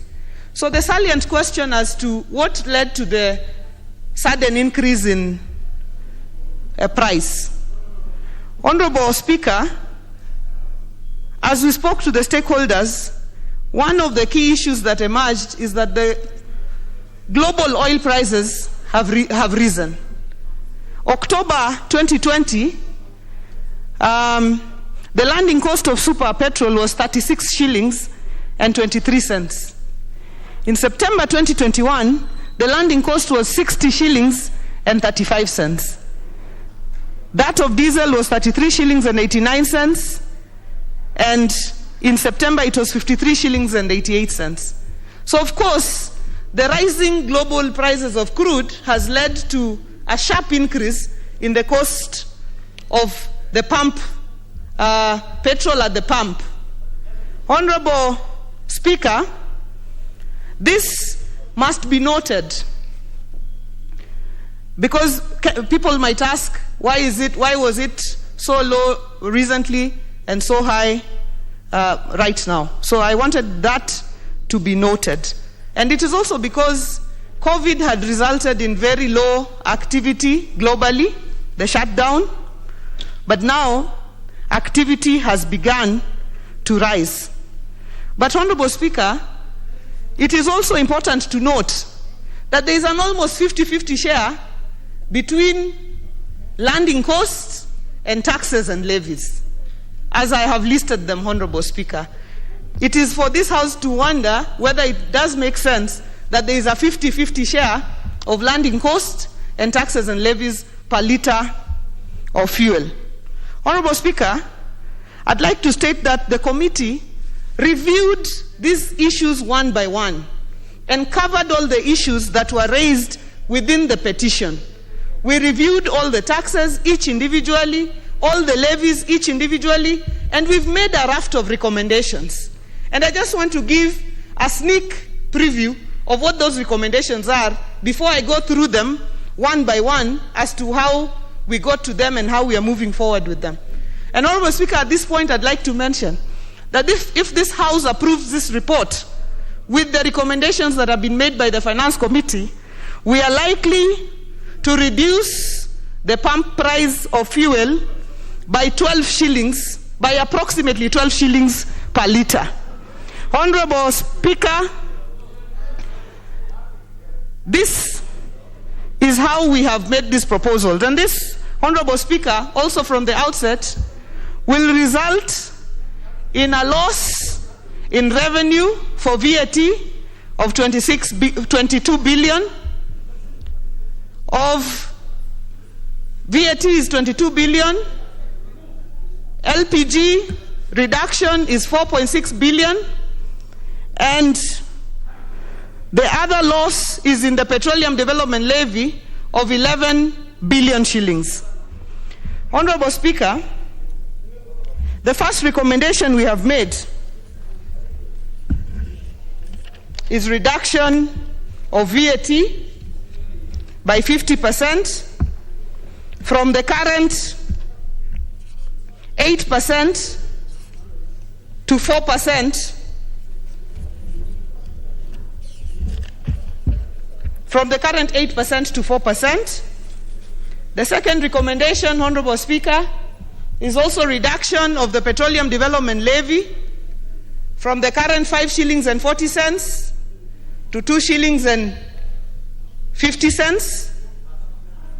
A freeze on inflation adjustment on any fuel and fuel products. And Honorable Speaker, several recommendations that will ensure that the consumer is protected. Honorable Speaker, the Petroleum Development Levy up to June last year was 40 cents per litre. After June last year, it was increased to 5 shillings and 40 cents. The committee noted that this increase was too steep an increase to be increased at one time. And that is the reason why the recommendation was made to revise it downwards so that it increases gradually. But Honorable Speaker, before our committee report has been adopted, I have seen that the Committee on Delegated Legislation has annulled the entire regulation that puts in place the Petroleum Development Levy, amendments to it that was fixing the Petroleum Development Levy on diesel, and which means right now Petroleum Development Levy on diesel hangs in the balance because the House just now by voting has annulled that particular regulation. Honorable Speaker, one of the things the committee noted, and members had also noted here during debate, is that this regulation that was increasing PDL from 40 cents to 5 shillings and 40 cents was done by this House, but it didn't really come to the floor of this House because it was done at the Committee of Delegated Legislation because of what the Statutory Instruments Act states, that if the Committee on Delegated Legislation is approving a regulation, then there is no need for them to bring it to the floor of the House. Honorable Speaker, this does not work well for the House, and therefore the Committee on Finance is proposing that any legal instrument that relates to taxes or levies must be brought to the floor of the House, whether it is accepted or whether it is annulled by the Committee on Delegated Legislation. That way, the whole House can take responsibility for whatever increases or reductions we make to our taxes and levies. Honorable Speaker, the other really key issue was on application of the Petroleum Development Levy. Honorable Speaker, after we increased the PDL from 40 cents to 5 shillings and 40 cents, 25 billion was collected in the last financial year. And therefore, the expectation was that now that the global prices were increasing, there would be money available for purposes of stabilization. But when we asked why the prices were not stabilized in the month of September, as it had been in the months of July and August, Treasury, the Ministry of Petroleum, gave us evidence that they had written to the Treasury to request for money for stabilization. But when we called in Treasury, Treasury said that they did not have the money for purposes of stabilization. So we asked, where did the 25 billion that was supposed to act in stabilization go? And we were told that 1.6 billion out of that money had been used for stabilization, 2.2 billion had been given to the Ministry of Energy, and 18.1 billion had been given for purposes of infrastructure. Honorable Speaker, already there is 18 shillings per litre that is meant for infrastructure, for roads, the road maintenance levy. So for Treasury to have used 18.1 billion for purposes of infrastructure was definitely misapplication of the Petroleum Development Levy. And so that when the money was needed for purposes of stabilization, it was not available. So, Honorable Speaker, we don't want to leave this at the level of lamentation. So what the committee has proposed is to move the Petroleum Development Levy, the purposes for which it is used, from regulation into the Act, and so that we outline clearly and tie it up and say that these are the purposes for which the Petroleum Development Levy will be used under these circumstances and for these purposes. And it will no longer be in regulation, it is going to be in the Act. And this is what we have proposed, and we have included it in the amendment bill that we are calling the Petroleum Products, Taxes and Levies Amendment, which is attached to the report. Honorable Speaker, in addition, we want to see, even when the levy is applied, there needs to be a clear and accountable process for application of the levy across. There has to be an order of application. I mean, there has to be accountability for how that levy is applied. Honorable Speaker, I have already mentioned that this House must be able to debate every regulation that relates to taxes and levies. And therefore, in those amendments, we are also proposing an amendment to the Statutory Instruments Act to ensure that any regulation that touches on money, taxes or levies must come to the floor of this House for debate and approval. Honorable Speaker, the committee also established that demurrage charges are paid according to the sizes of the vessel. Honorable Speaker, you find that most of the vessels that come to this country are the long-range vessels between 80,000 and 159,000 metric tons, for which a payment of $45,000 is paid per day. Honorable Speaker, if you look at the number of days that is sometimes spent by vessels here at our port, then there is urgent need for us to deal with the issues of efficiency and effectiveness at the port. Because, Honorable Speaker, for every day extra that a ship spends, that money is passed on to the consumer. So, Honorable Speaker, there are two things that are happening, and the committee has also been to Mombasa to see that the development of the KOT 2, Kipevu Oil Terminal 2, which will now have capacity to offload 4 vessels at the same time, rather than just one, which is what is happening with the current situation. So one of the key recommendations by the committee is that completion of that jetty should be fast-tracked. But secondly, Honorable Speaker, we don't want this demurrage to be a matter that is decided just by an individual somewhere.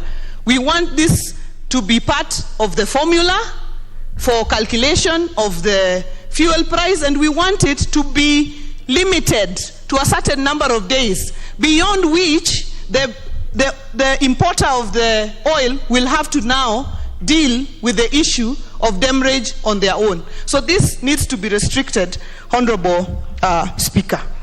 Honorable Speaker, going to the actual issues that were raised in the petitions, because it is important that I mention them and also mention what the committee spoke to. On the issue of the costs, we have already spoken to that largely, but I want to speak to the issue of LPG, Honorable Speaker, because there also has been a huge outcry on the issue of LPG, and this was also raised in the petition, Honorable Speaker. Here the committee proposes, Honorable Speaker, that we reduce the VAT on LPG, Honorable Speaker, from 16 to 8% to give relief, Honorable Speaker, to give relief, Honorable Speaker, to the consumers. Honorable Speaker,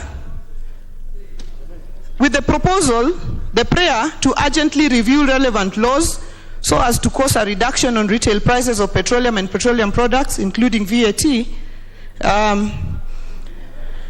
the committee, Honorable Speaker, we looked at all the taxes and all the levies, and we have made the proposals, as I mentioned earlier, of reduction of VAT from 8 to 4%, reduction of PDL from 5 shillings and 40 cents to 2 shillings and 50 cents.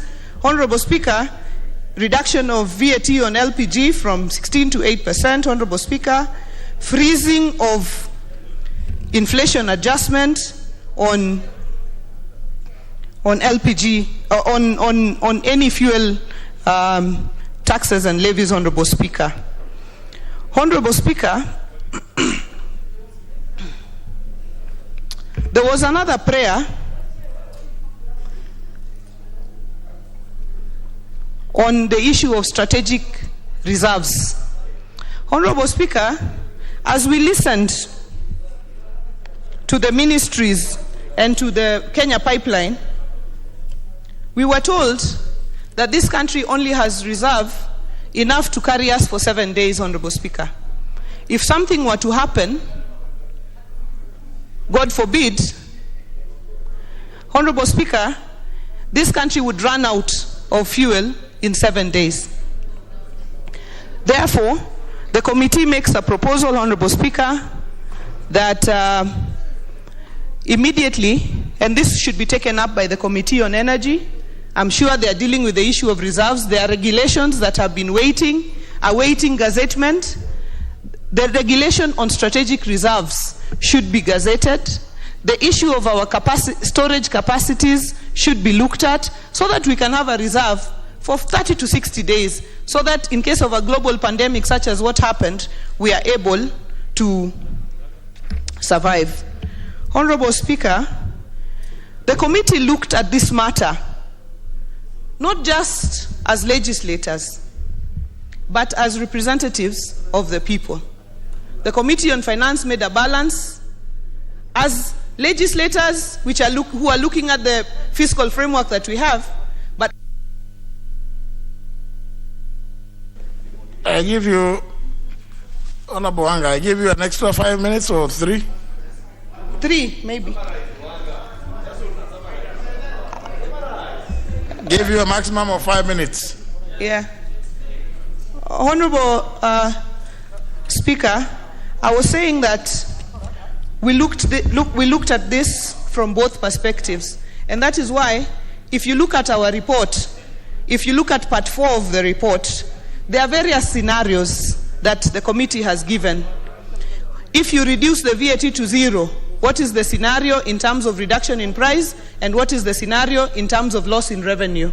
If you reduce it to 2%, what is the scenario? If you put it at 6%, what is the scenario?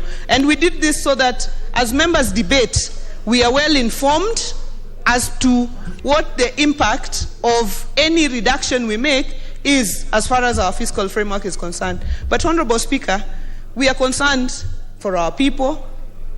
We are concerned for the cost of living. At the same time, the Treasury made the point that after we make these reductions, we should be prepared to do a supplementary budget to adjust in terms of expenditure. And we said, Honorable Speaker, the power of the purse lies in this House, Honorable Speaker. The power of the purse is with this House. Every power to make the budget is here, to increase it is here, to reduce it is here. So as members debate, let us debate it holistically. Let us look at the best way we can salvage our people, but at the same time, keep the country going. Honorable Speaker, I'd like to thank very much your office, the office of the clerk, members of the Finance Committee that went out of their way, the petitioners who brought the petition to us, but also stayed with us the whole time when we were meeting stakeholders on this matter, and Honorable Speaker and members of this House for their support throughout this process. Honorable Speaker, I beg to move this report and ask Honorable Emmanuel Wangwe, who's the majority whip, to second. Thank you. Wangwe. Thank you, Honorable Speaker. Honorable Speaker, I rise to second this report. And sorry, before Honorable Wangwe speaks, Honorable members, as you prepare so that everybody knows which areas to tackle. If you go by what the resolution of the House related to debate on motions of reports of committees, this report is to be considered for a maximum period of 2.5 hours, with the mover having 20 minutes and 5 minutes to reply. Every other member speaking being limited to 5 minutes. So 2.5 hours. So don't when you come to contribute, don't spend a lot of time with the greeting people and others and expressing condolences to others. So just go to the report, because you will only have 5 minutes. Yes. Thank you, Honorable Speaker. Honorable Speaker, I had put in my word of seconding the motion. And Honorable Speaker, I just go up and say appreciation to the Committee on Finance, because the Committee on Finance, Honorable Speaker, has really dissected the entire petroleum stream, right from the upstream to the downstream, Honorable Speaker. I want to appreciate, Honorable Speaker, that the committee in this report is addressing the issues of demurrage, Honorable Speaker. It has also touched on the issue of procurement, Honorable Speaker, whereby, Honorable Speaker, if this House approves this report, we are going to look at the margins, which in the costing report, Honorable Speaker, they are referring to it as the premiums. If we can handle that, Honorable Speaker, as detailed in this report, definitely, Honorable Speaker, we are going to cure the prices as they have escalated.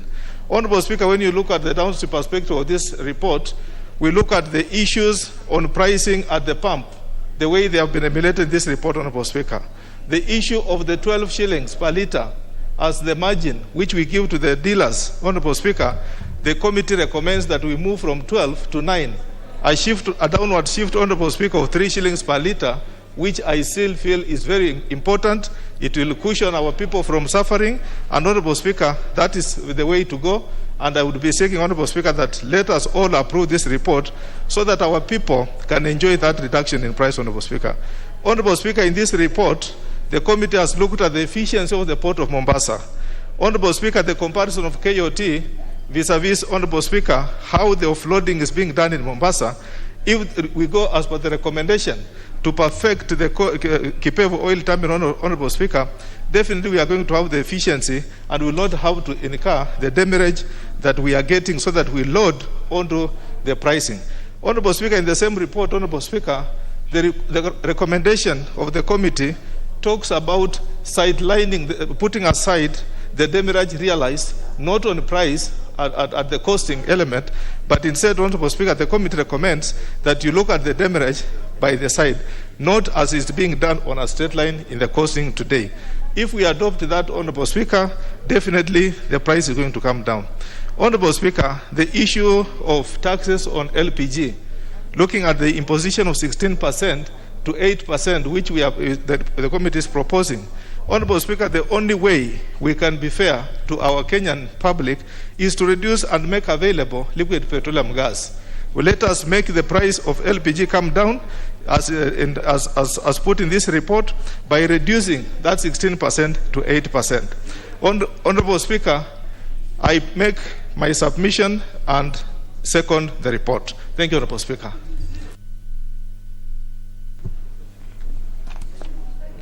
Can we... Member for Mandera North.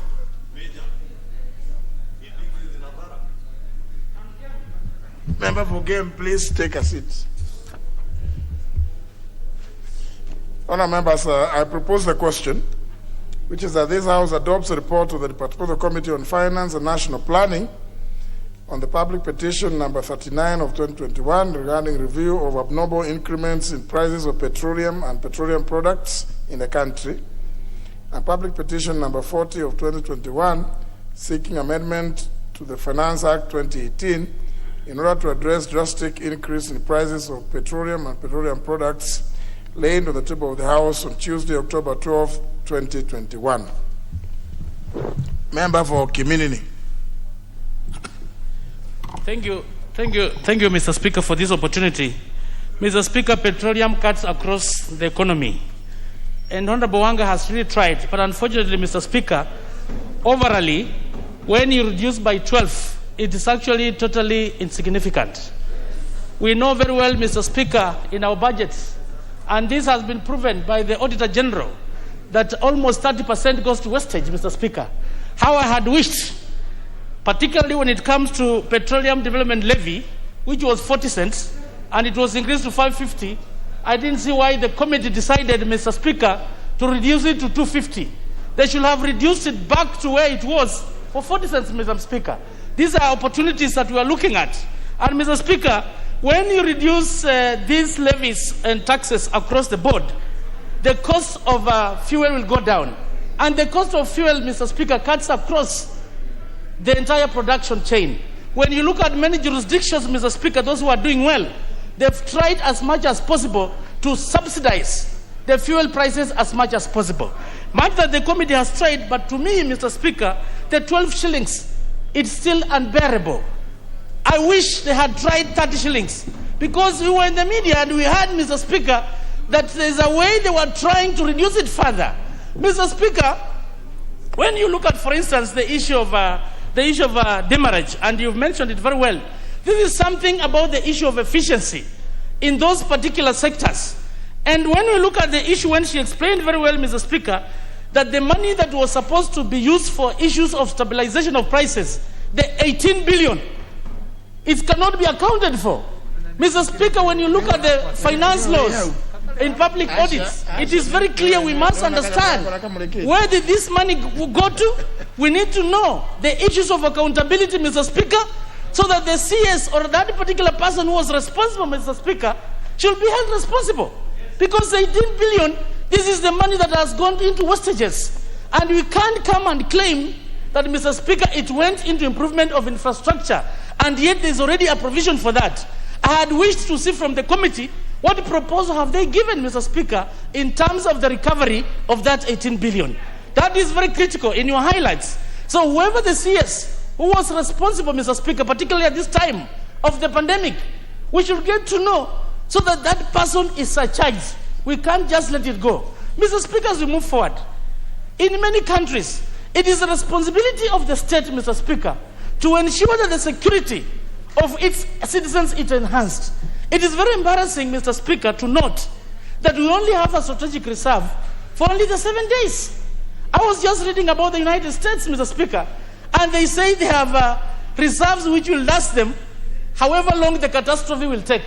So if something happens to Kenya, for instance, I'm not anticipating any war, but particularly after the ruling of the International Court of Justice in terms of our boundaries, and I saw His Excellency the President, which we support him for that he should not cede even an inch of our territory. Suppose anything happens, and here we are told we only have strategic reserve for only 7 days. What is likely to happen? And the question is it because of the capacity, or why is it you only have a reserve for only the 7 days? We need to look for ways, Mr. Speaker, of improving. And when I look at the amendment, Mr. Speaker, of the statutory instruments, this is something I had raised with you some times back, and I do agree with the committee. Any regulatory, any regulation that comes on this committee that it touches on the issues of taxes and levies, it must come to the floor of the House, Mr. Speaker. This floor of the House has the veto powers.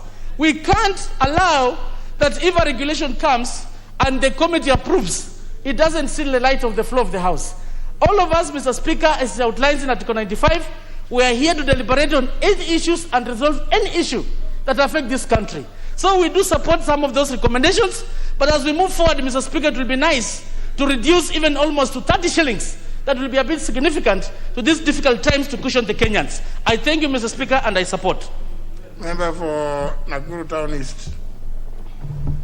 Thank you, Honorable Speaker, for giving me this opportunity to be able to give my input into this very important topic. Honorable Speaker, I want to, first of all, to thank you for the urgency that you took on the concern of the Kenyans when this thing was brought by the two petitioners.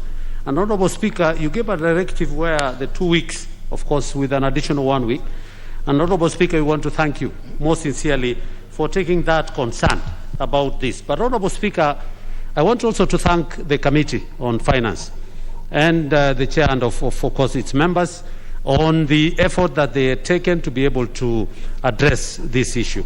Honorable Speaker, if you look at the report and the stakeholders who are involved, Honorable Speaker, it is of great concern that most of these players, the Kenya Association of Manufacturers, the KEPSA, the Petroleum Institute, all these did come before the committee to give in their input. And of course, Honorable Speaker, these are major players because these stakeholders, they play a very big role in terms, because they are private and they are the ones who consume most of these products. Honorable Speaker, it's only that I was looking at where they met the Matatu people, but I didn't see because they are the other consumers of this. But Honorable Speaker, I want to thank the committee, but also, Honorable Speaker, that the players and the stakeholders did take into consideration the process that we use in terms of how do we do procurement of our oil in the country. Honorable Speaker, all the players, all the stakeholders did praise our very important tendering system that we call the open tender system. Honorable Speaker, this has not only assisted Kenya in stabilizing the petroleum prices, but it has also been able to give predictability of the prices when within the 1 month period that the review is always done. Honorable Speaker, and I want to thank the ministry on one part, that the OTS is a system that has already been taken over by some not less than almost 7 African countries because of its stability of the prices and the way it works. Honorable Speaker, that's a very good gesture coming from Kenya, that we can be able to stabilize the petroleum product. Honorable Speaker, this aspect of the pricing of fuel, basically, if you look, it is our tax regime. And this was brought up very clearly by the stakeholders at 47%, Honorable Speaker, where if you look at the landing cost vis-a-vis the taxes that we charge at 47%, Honorable Speaker, that is a huge element in our tax regime. And I want to thank, and we hope that soon the Finance Committee will be bringing a bill so that we can be able now to actually actualize what this report has indicated. Honorable Speaker, if you look at the international, how do we do our pricing of it varies because of the various aspects that play into the pricing of fuel. One of the issues is the international oil prices, Honorable Speaker. These international oil prices do play a huge role because the Honorable Speaker, but again we are perturbed or we are disturbed only to find out that the US plays a big role in these international oil prices, yet OPEC is the institution that actually produces oil in so many millions of barrels. Secondly, there is the transport and storage. And Honorable Speaker, this has been a very, very important aspect where KPC do come in to be able to. But most importantly, Honorable Speaker, is that in the last supplementary budget, our committee did approve a 1.6 billion shillings, which had already been spent, of course, over and above the 7 billion shillings that had been spent already for us to do the stabilization. But Honorable Speaker, it's also important to note that as we look into this aspect, we need to look at most of the budget of energy and petroleum rely on this petroleum levy, Honorable Speaker, for purposes of the the AIE. So, Honorable Speaker, I beg to support the report, but hope that soon the committee will be bringing a bill so that we actually actualize. It's already attached to the report. Thank you.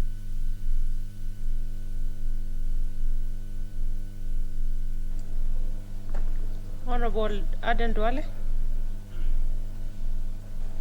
Thank you, Madam Speaker. Madam Speaker, this committee has proposed a number of recommendations, from reducing petroleum levy, reducing VAT on petroleum products, reducing VAT on LPG, and reducing the gross margin of oil marketers. In my opinion, Madam Speaker, this committee has tried its best to do this task within the shortest time possible. But I want to raise fundamental issues.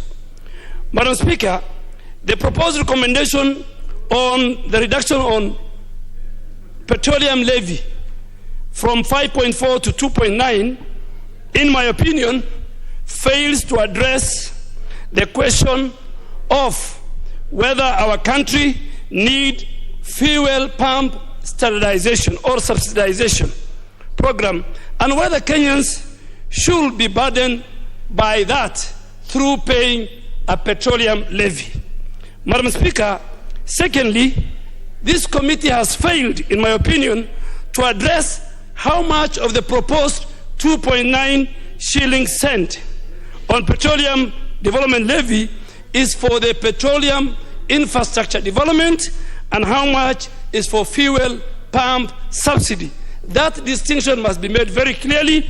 If we don't do that, we will expose the funds collected to abuse, like the current situation where the National Treasury has used 18 billion meant for petroleum levy development infrastructure to use it to pay for roads. On the reduction of VAT rate on petroleum, Mr. Speaker, from 8 to 4, I expected this committee not to bring a cosmetic or to do a cosmetic attempt to address taxation of petroleum products. This House expected this committee to be bold, to do a bold move and agree with what we did last time, where we said we totally remove VAT on petroleum products. Madam Speaker, Uganda charges only one single tax regime, in bracket excise duty. You know, 78 shilling, you pay 78 shilling in the form of levies and taxes for every liter of petrol, diesel, or kerosene you buy in this country. This House cannot sit here and tell us we can only reduce 12 shillings. No way. When the bill comes, we will remove VAT and make it petroleum zero rated. We must go like Uganda, Ethiopia, and Tanzania. On the reduction on the gross margin of oil marketing companies from the Kenya shilling, 12 shilling to 9 shilling. Madam Speaker, the committee proposals are very punitive on very hard-working Kenyan businessmen who employ so many people. So many people. Why should they pay for it? They invest in the infrastructure of petrol stations. They invest. This is not a measure to encourage them. It's a measure which is very, very punitive. And I think this committee cannot convince this House that out of the several parameters within the petroleum price calculation formula, the problem they found was to cut the margin of the oil marketers. This House expects a recommendation should have come of a complete restructuring of the wholesale and the retail petroleum fuel pump prices formula to ensure that all taxes and levies do not exceed 30%. And I want the House to listen to me, that when the bill comes, all the levies and taxes that we are going to charge petroleum products must not exceed 30%. Now they are over 50%. VAT on LPG, we must reduce it to zero. LPG must be zero rated. It was only done last finance bill. Madam Speaker, as I finish, I am shocked. And this, I think, it's for the Committee on Procedure to look at. A committee of this House has made self-action recommendation where it is telling the National Assembly to amend the relevant laws, including the Petroleum Development Levy. Who is the National Assembly? Is it not us? And even, to be more specific, the Finance Committee is a relevant committee of this House.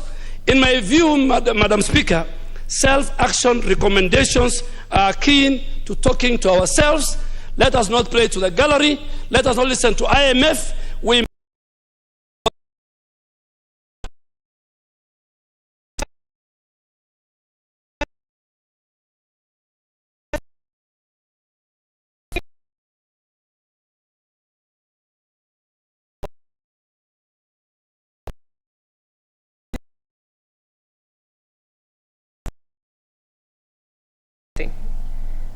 So it's 5 minutes. 5 minutes. So if we utilize the time well, we should be able to all speak. Let's have the leader of minority. Thank you, Madam Speaker. Madam Speaker, indeed, this is a very critical moment in the history of the life of this Parliament. This is one of those occasions when this Parliament is asked, or this National Assembly is being called upon to rise to the occasion when there is a problem affecting the lives of Kenyans, Madam Speaker. Madam Speaker, we would not be where we are today if the prices of petroleum products were not increased by the regulatory authority that has been tasked with the responsibility of continuously spelling out or coming up with prices. But Madam Speaker, I want to thank the Honourable Member who first brought this petition to the House. I think it was Honourable Mule. And I want to also thank the committee, the Finance and Planning Committee, which has held several meetings, most of which were held in public, and Kenyans were able to see some of the reasons being advanced for the rise or a drastic increase in prices of petroleum products. And Madam Speaker, the committee has done its job. The committee has already brought a report to the House for debate, and I'm happy that this House has allowed debate on the report of the committee on a petition, which really is not the tradition. So, Madam Speaker, I know we are going to discuss the various proposed legislations that are meant to reduce various taxes, which of course will help in addressing this problem. But I just have a few comments to make, Madam Speaker. Number one, we need to ask ourselves a fundamental question as a country: why the oil sector, why the petroleum market cannot be competitive?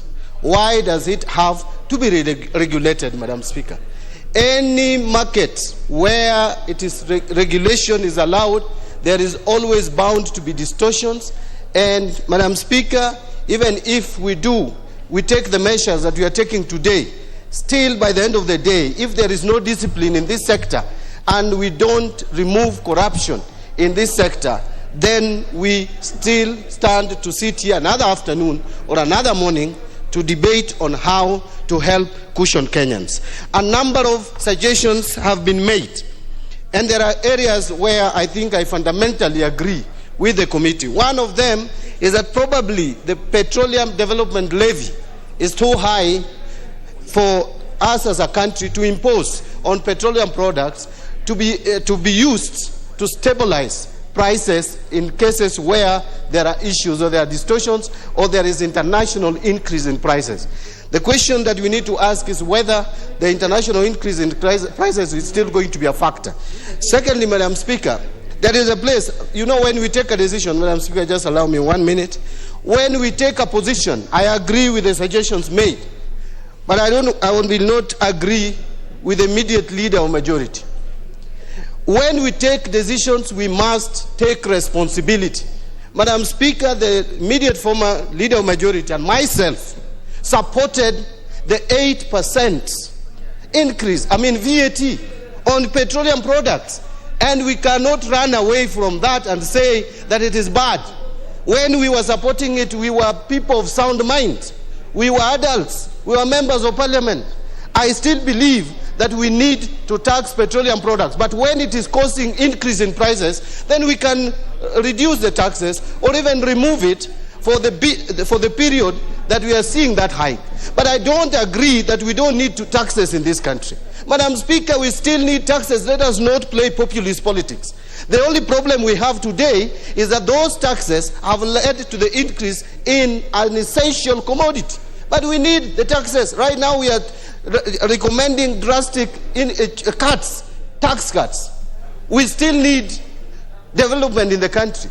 So let us just agree that there is a problem which we are addressing today, but let us not complain about the taxes which we champion. The leader of majority was in the forefront, the immediate former leader of majority was in the forefront, and I supported him. Madam Speaker, I support the committee. We will discuss more when these bills are brought to the House, Madam Speaker. Member for Chapalungu.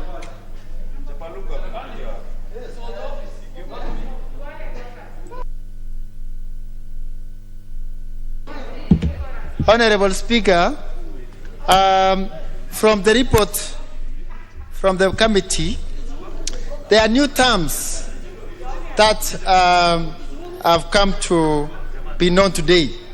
Something called global oil prices have gone up. Simple question: is Uganda and Tanzania under global? Why is Kenya 3 times higher cost than Uganda and Tanzania?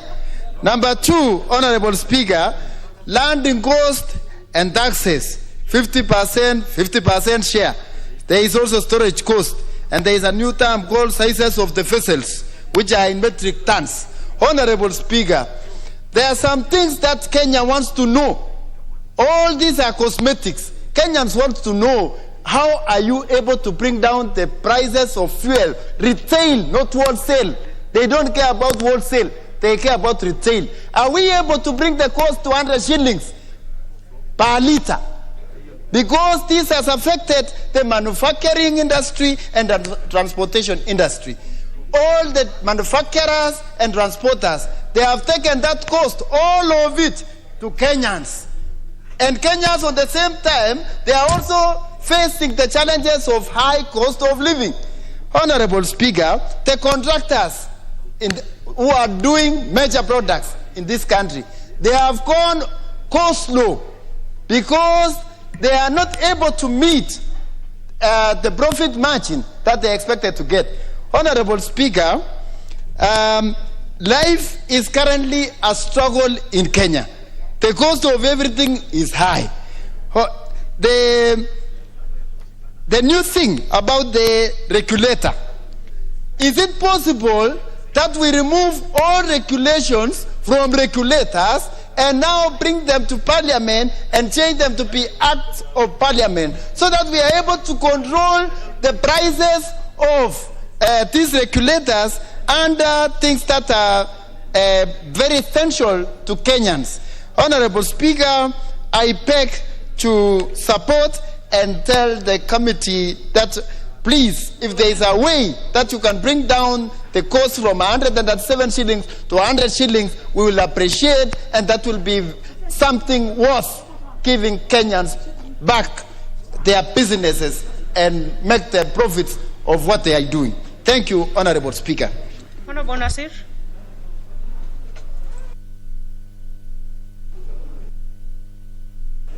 Thank you very much. Madam Speaker, you know this is a house of record and a house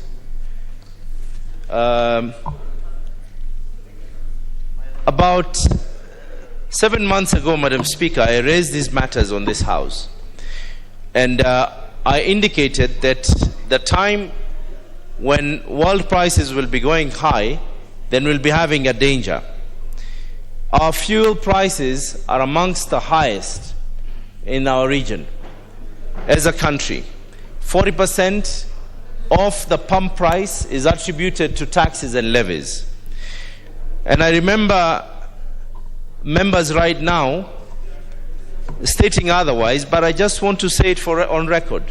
The handset of this House, Madam Speaker, when we wanted to zero-rate fuel in terms of VAT, we were very, very bitterly fought.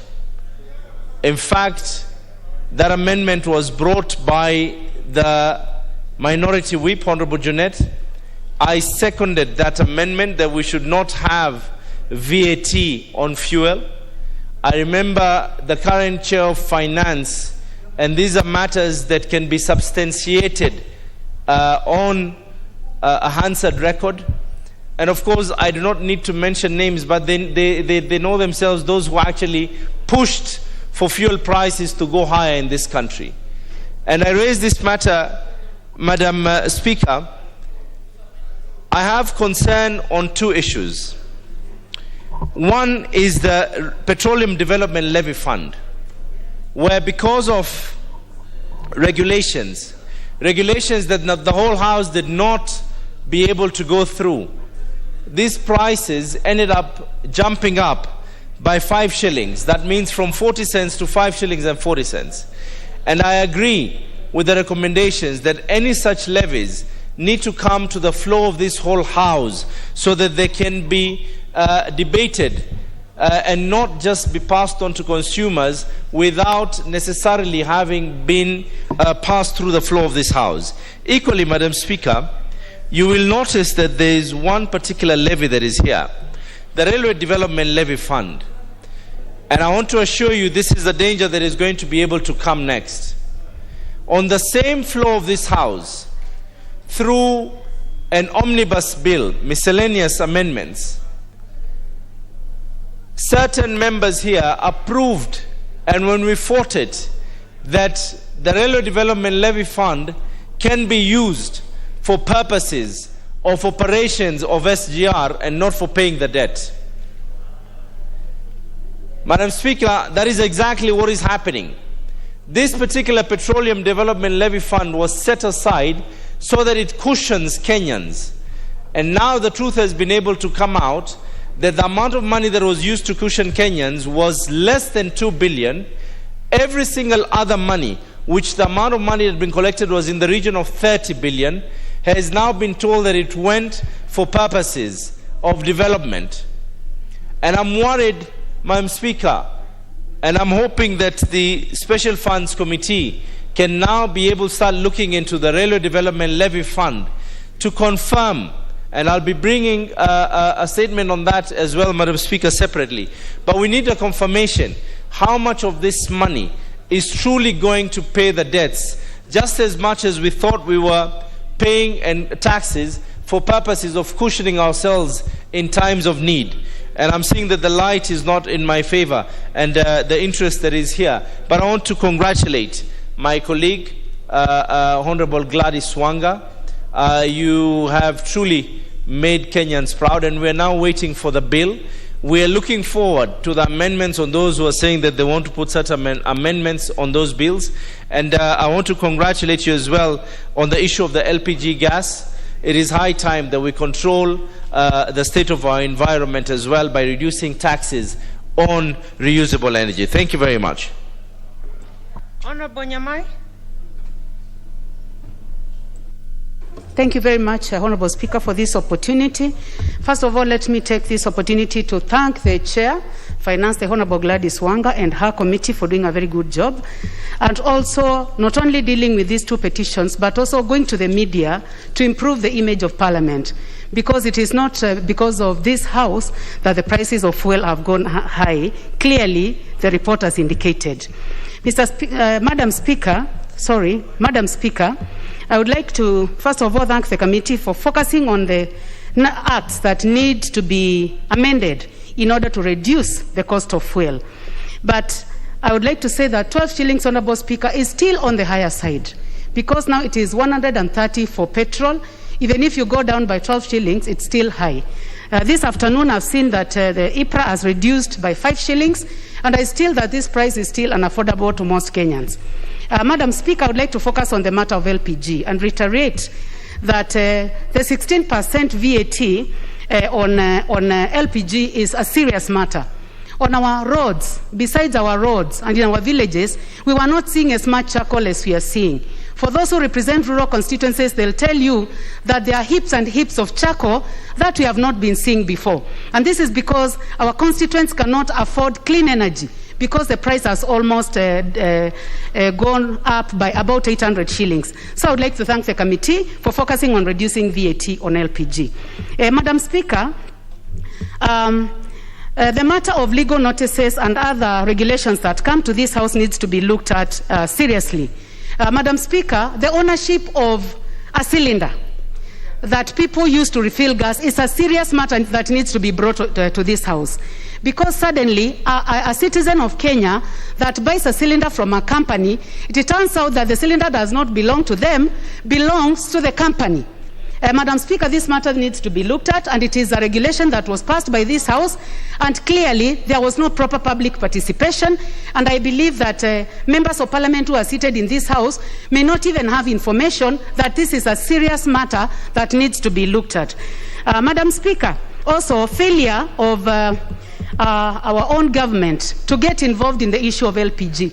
I think we have been discussing about fuel, but the issue of LPG, Madam Speaker, having very limited source of where people can purchase gas is a matter that needs to be looked into. And I can see the immediate former IPRA CEO working to pick water. This is a person that can tell you really what goes on, honorable members, in this House concerning the matter of LPG.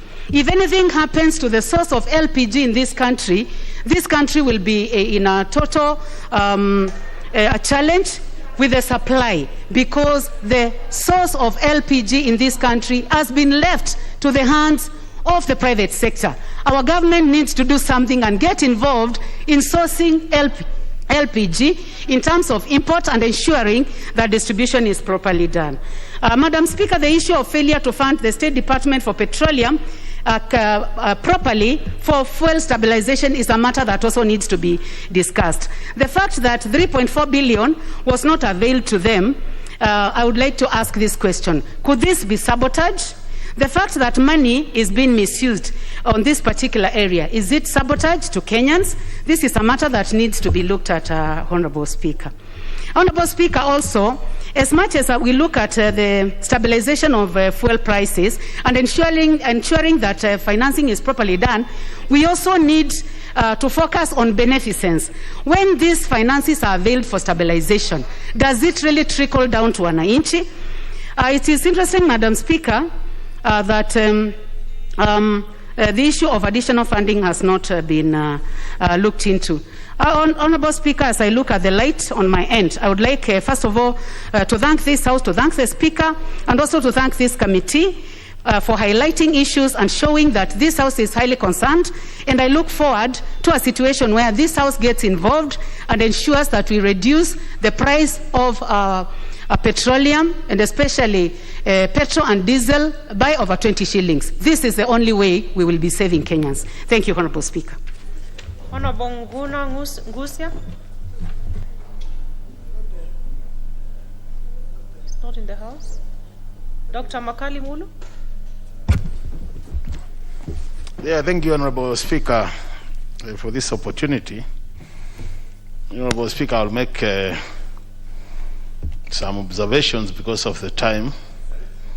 And I want to start by saying, Honorable Speaker, when the prices of fuel went up, most of the blame was pushed to this House, or members of this House. And this was because Kenyans out there, Honorable Speaker, believe that there is no taxation without representation. So since we represent the people, it is obvious that they think anything which goes up in terms of taxation, we must be part of it. And that's why I want to thank Honorable Wanga and the team for this recommendation that in future, all regulations which propose increase of taxes or levies must be brought to this House, either if they have been approved or been annulled. So to me, that recommendation is very important, Honorable Speaker. The second point, Honorable Speaker, is the issue of the Petroleum Development Levy. You know, this is supposed to be a stabilization fund. And it's really very unfortunate that this levy, Honorable Speaker, can be misapplied to other sectors. I think as a House, we need to come up with very strict rules or regulations that this money can only be applied when we need to stabilize our prices. This is very important, Honorable Speaker, because this sector is regulated. And when you have a regulated sector, forces of the market do not come to play. So the issue of demand and supply, we can't benefit when global prices, Madam Speaker, go down because the prices are regulated.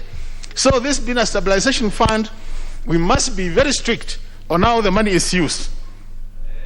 The other point, Honorable Speaker, is the issue of what I call petrol outlets. These are the petrol stations, Honorable Speaker. These petrol stations are mostly owned by locals. They are small scale in nature. They employ locals, Honorable Speaker. But when you look at what is happening, they are not benefiting from any tax exemption, either VAT or withholding tax. And I think, Honorable Speaker, it is important that we go to that extra mile to make sure that our own Kenyans who are in this sector, to some extent, are given some fair treatment, so that they are not treated like the multinationals who are importing oil, and in that case, benefiting from economies of scale, while our small-scale petrol stations, Honorable Speaker, are just now selling to Kenyans. So I think this is an area, Honorable Speaker, as we look at this bill, we must make sure that our own petrol station owners are actually given a fair treatment. The other point, Honorable Speaker, is this cost of fuel is actually determined through a formula. And there's a very complicated formula there with a number of variables.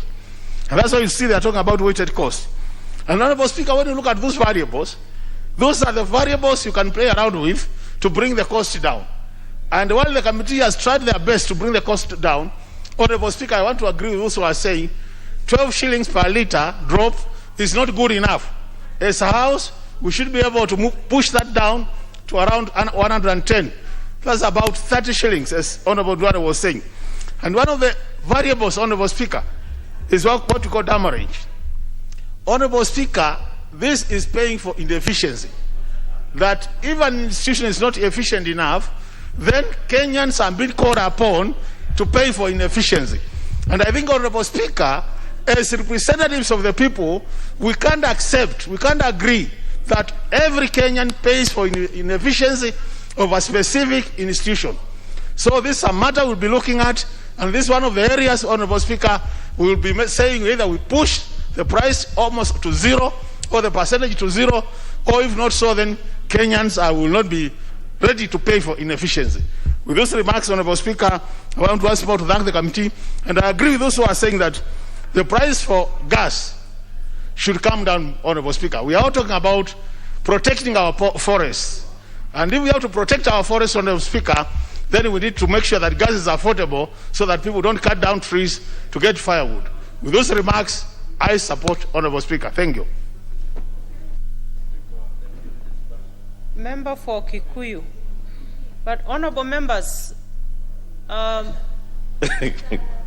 just want to request or inform members that if you're really serious about this business, you will stick to the end so that we can conclude. So don't just speak and walk away. Member for Kikuyu. Thank you, Honorable Speaker, and I hope the clerks have noted the 1 minute that you have taken after I got the mic. Honorable Speaker, I also rise to support the report by the Committee on Finance and really thank the Chair, Honorable Gladys Wanga, and the committee for the quick time they took to look into the two or three petitions by Honorable Mule and the other gentleman who had petitioned the House. Honorable Speaker, even as I support all the recommendations by the committee, even without enumerating them, Honorable Speaker, I hope we will very soon have an opportunity to debate the bill itself, and in actual sense, Honorable Speaker, have the opportunity to amend some of these proposals. Honorable Speaker, I have particular interest on the VAT on fuel, because, Honorable Speaker, the House has been accused of having imposed the 8% VAT on fuel, while in actual sense it is the President, by legislating through his memorandum, and the House was only unable to raise the 2/3 majority. But many of us who were in this House that day, you will remember the House was strongly opposed to the imposition of 8% VAT on fuel, and therefore support the view that has been expressed by a number of members that VAT on fuel should be zero rated at 0%. Same with cooking gas, Honorable Speaker, LPG gas. That also I would encourage the committee, even as they draft the bill, Honorable Chair, Honorable Speaker, that may also be moved not from 16 to 8%, but we zero rate that again as it were. And we are not saying, as the leader of minority has said, that we should not tax people. But Honorable Speaker, we must be cognizant of the times that we are living in. With the COVID pandemic, with our people, Honorable Speaker, and still bedeviling many of our constituents, Honorable Speaker, it is only right that we further defer the taxes on LPG and fuel probably to the year 2023-2024, Honorable Speaker. You recall at the time when VAT on fuel was being debated in this House, we were made to believe that there was commercial exploration of oil by Talo Oil in Turkana, that eventually even the cost of crude oil would come down in this country, Honorable Speaker. I have seen people on social media, Honorable Speaker, asking sarcastically whether mafuta ya Turkana ilikuwa ya kujipaka. And Honorable Speaker, there are heavy questions that Kenyans are asking themselves, whether that oil in Turkana was some lotion or whatever it was, because we are yet to see its impact in terms of bringing down the cost of crude oil prices. But Honorable Speaker, more significant is to note that the cost of crude oil is not likely to come down. As the world economies reopen, the prices of crude oil are only expected to rise. And therefore, the only respite we have for our people is to deal with the issues that are before us, issues to do with taxation and levies, Honorable Speaker. Honorable Speaker, the question of demarriage. If you read the committee's report, Honorable Speaker, it is shocking that people are being paid demurrages ranging from $25,000 to $45,000 per hour, courtesy of inefficiencies at the Kipevu oil terminal. And I've seen the committee is being optimistic that by December, the second oil terminal will be completed. But again, Honorable Speaker, these are things that government should not pass on to Kenyans, because it is inefficiencies at the Kenya pipeline and KPA in Mombasa, Honorable Speaker, that are occasioning these huge demurrage costs, which are then being passed on to Kenyans. Government should be able to absorb these demurrage costs so that they are not passed on to Kenyans through their oil prices. Honorable Speaker, on the question of the railway development levy, and the Honorable Abdul Samad has brought a petition on the question of SGR, and Kenyans, business people being forced to use SGR. And I hope the committee in charge will also be looking into those things. But the question of fuel development levy, Honorable Speaker, is also something the committee needs to look into. Lastly, Honorable Speaker, because I see my time is running out, is the question of profit margins for oil marketers. There is absolutely no reason why government should be controlling the level of profit margins and operational costs by oil marketers, Honorable Speaker. Honorable Speaker, this is a classic case of state capture. And maybe the committee should have gone to an extent of interrogating, after the late Honorable Biwott left this world and left Ken Okobil, who are the current owners of Rubis? Who are the current owners of Vivo or Shell Energy? And what is their role in government today? Because we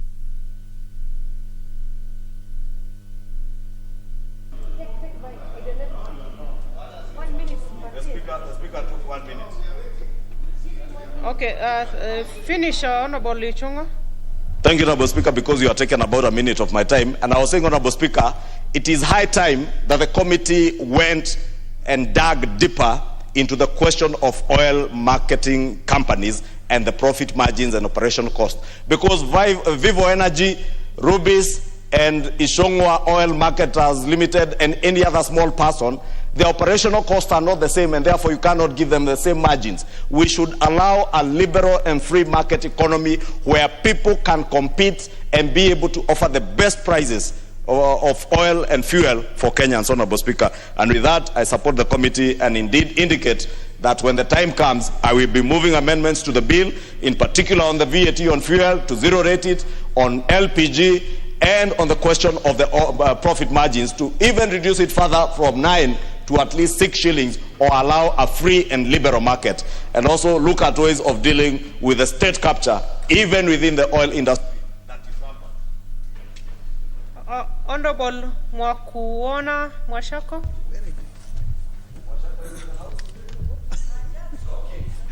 Asante Mheshimiwa Spika. kwa nafasi hii. Kwanza Mheshimiwa Spika, nataka kuunga mkono ripoti ambayo imeletwa na kamati ya fedha ikiongozwa na Mheshimiwa Gladys Wanga. Mheshimiwa Spika, ripoti hii imetupatia imetuonyesha kwamba Kenya hii kweli bei ya mafuta ambayo tumeona kwamba 50% ni bei ya mafuta ambayo inategemea bei ya dunia nzima, na pia tumeona Mheshimiwa Spika kwamba nusu nyingine ambayo 50% nyingine ni ushuru ambao Kenya yetu tunatoza bidhaa ya mafuta. Mheshimiwa Spika, linalonitia wasiwasi Mheshimiwa Spika ni kuwa tumekuwa katika kipindi kigumu cha COVID-19 ambacho Wakenya wamekuwa na changamoto chungu nzima. Mwaka jana tumeona serikali ikijitokeza kidete kusema kwamba itaanzisha mpango wa kupunguza gharama ya maisha kwa wananchi wa chini. Lakini Mheshimiwa Spika, bidii yote serikali imeweza kupotea kwa sababu bei ya mafuta ilipoweza kupanda mpaka shilingi 136 Mheshimiwa Spika, na mafuta ya taa kufika shilingi 110. Mheshimiwa Spika, Wakenya wengi wamepatikana katika hali ya kuwa maskini zaidi, ambapo wameshindwa kufanya biashara zao katika hali ya kawaida. Mheshimiwa Spika, wale waendeshaji wa bodaboda leo hii wanashindwa hata kupandisha bei ya usafiri kwa sababu Wakenya wanakosa pesa ya kuwezesha kusafiri wanavyotaka. Mheshimiwa Spika, kamati hii imetujuza mambo mengi, lakini la msingi ambalo natakana Kenya na Wakenya wote wajue ni kuwa tunapofanya bidii ya kushukisha mafuta, lazima tuangalie basi ushukishaji huo usiwe ni kama kupamba Wakenya tu ama kupaka Wakenya mafuta na mgongo wa chupa. Ile pesa ambayo inasemekana mafuta yatashuka Mheshimiwa Spika ni karibu shilingi 10 peke yake. Sasa kwa kweli shilingi 10 ni asilimia kidogo sana kuangalia vile bei ya mafuta ilivyo sasa. Kwa hivyo mimi binafsi na wale wa Kenya nao wakilisha wanasema kwamba kama kweli bei ya mafuta ama kama tuna uchungu wa Wakenya wanaopitia, sisi kama wawakilishi wao lazima bunge hili la kitaifa lisisitize kwamba bei ya mafuta ni vyema ishuke kwa zaidi ya 30% ama ikiwezekana 40%. Mheshimiwa Spika, bei ya mafuta kuna wakati ilikuwa shilingi 70. Wakati ule Wakenya walikuwa wanaweza kufanya kazi bila kufanya biashara zao bila wasiwasi. Sasa kutoka shilingi 70 Mheshimiwa Spika imeenda karibu mara mbili, shilingi 136. Alafu tunasema kwa ipungue tu kwa shilingi 10 na shilingi 10 ama shilingi 12. Mheshimiwa Spika, kweli tutakuwa hatujafanya la msingi ambalo Wakenya wengi wanatazamia Mheshimiwa Spika. Lakini kuna jambo lingine tena limeibuka Mheshimiwa Spika, kuwa hizi taxes ama tunavyotoza hizi ushuru tunazotoza mafuta Mheshimiwa Spika, kuwa ziko nyingi sana mpaka Wakenya wanafuatilia masuala haya, wanashindwa ni vipi kizungu na product moja ambayo ni mafuta inaweza tozwa ushuru ama ushuru tofauti 29 Mheshimiwa Spika. Sasa tunasema ingewezekana kama ni VAT Mheshimiwa Spika. Tulisema katika bunge hili na wengine wametaja miaka 2 iliyopita, na ambapo Mheshimiwa Spika ulikuwa umeketi kwa kiti hicho, ilikuwa kwamba tulipiga nduru sana bunge hili ili mafuta ama VAT iwe zero rated, mafuta ya zero rated Mheshimiwa Spika. Lakini ikawezekana kwamba lazima iwe 8% ama 8%. Kamati imesema kwamba iwe 4%. Tunasema basi kwa nini twende 4%? Mbona tusiende zero kule ambapo Wakenya wengi walikuwa wametarajia Mheshimiwa Spika? Mwisho Mheshimiwa Spika, mambo ya gasi ama gesi ya kupikia. Mheshimiwa Spika, tunaongea sana Kenya hii kwamba tunataka kuwa tupunguze uharibifu wa misitu na mambo kama hayo. Leo hii tunasukuma wananchi wetu wazidi kurudi kutumia kuni kupika. Kwa sababu gani? Tumeendelea kupandisha bei ya gesi ya kupikia Mheshimiwa Spika. Tunaunga mkono ripoti hii na bei ya gesi ama ushuru kwa gesi yatakana Mheshimiwa Spika ushuke, na ushuke tena kwa asilimia ambayo wananchi watasikia kweli tumesikiza kilio chao. Asante Mheshimiwa Spika. Member for Igembe Central.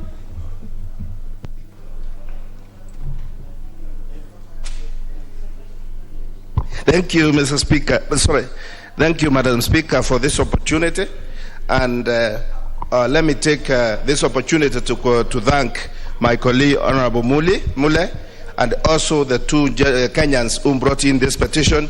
Again, let me thank the committee for having done this job very fast, and they came up with at least a primary report, which I believe will be the basis of having building up the bill. And after building the bill, Madam Speaker, that is the time now we can at least agree on the way forward. But, Madam Speaker, let me say that this issue of fuel prices going up, one, we are blamed by the public as a parliament because we are saying we are the ones who opened this Pandora's box, and I believe this was being done intentionally by some people outside there, and especially in the executive. And more so, when this issue was brought here in parliament, it was really fought and members really wanted to remove the VAT on petroleum products. But the same people who are here, who have already started saying today we remove, they are the ones who are going in the corridors and even in the toilets and everywhere, pushing members to pass the same.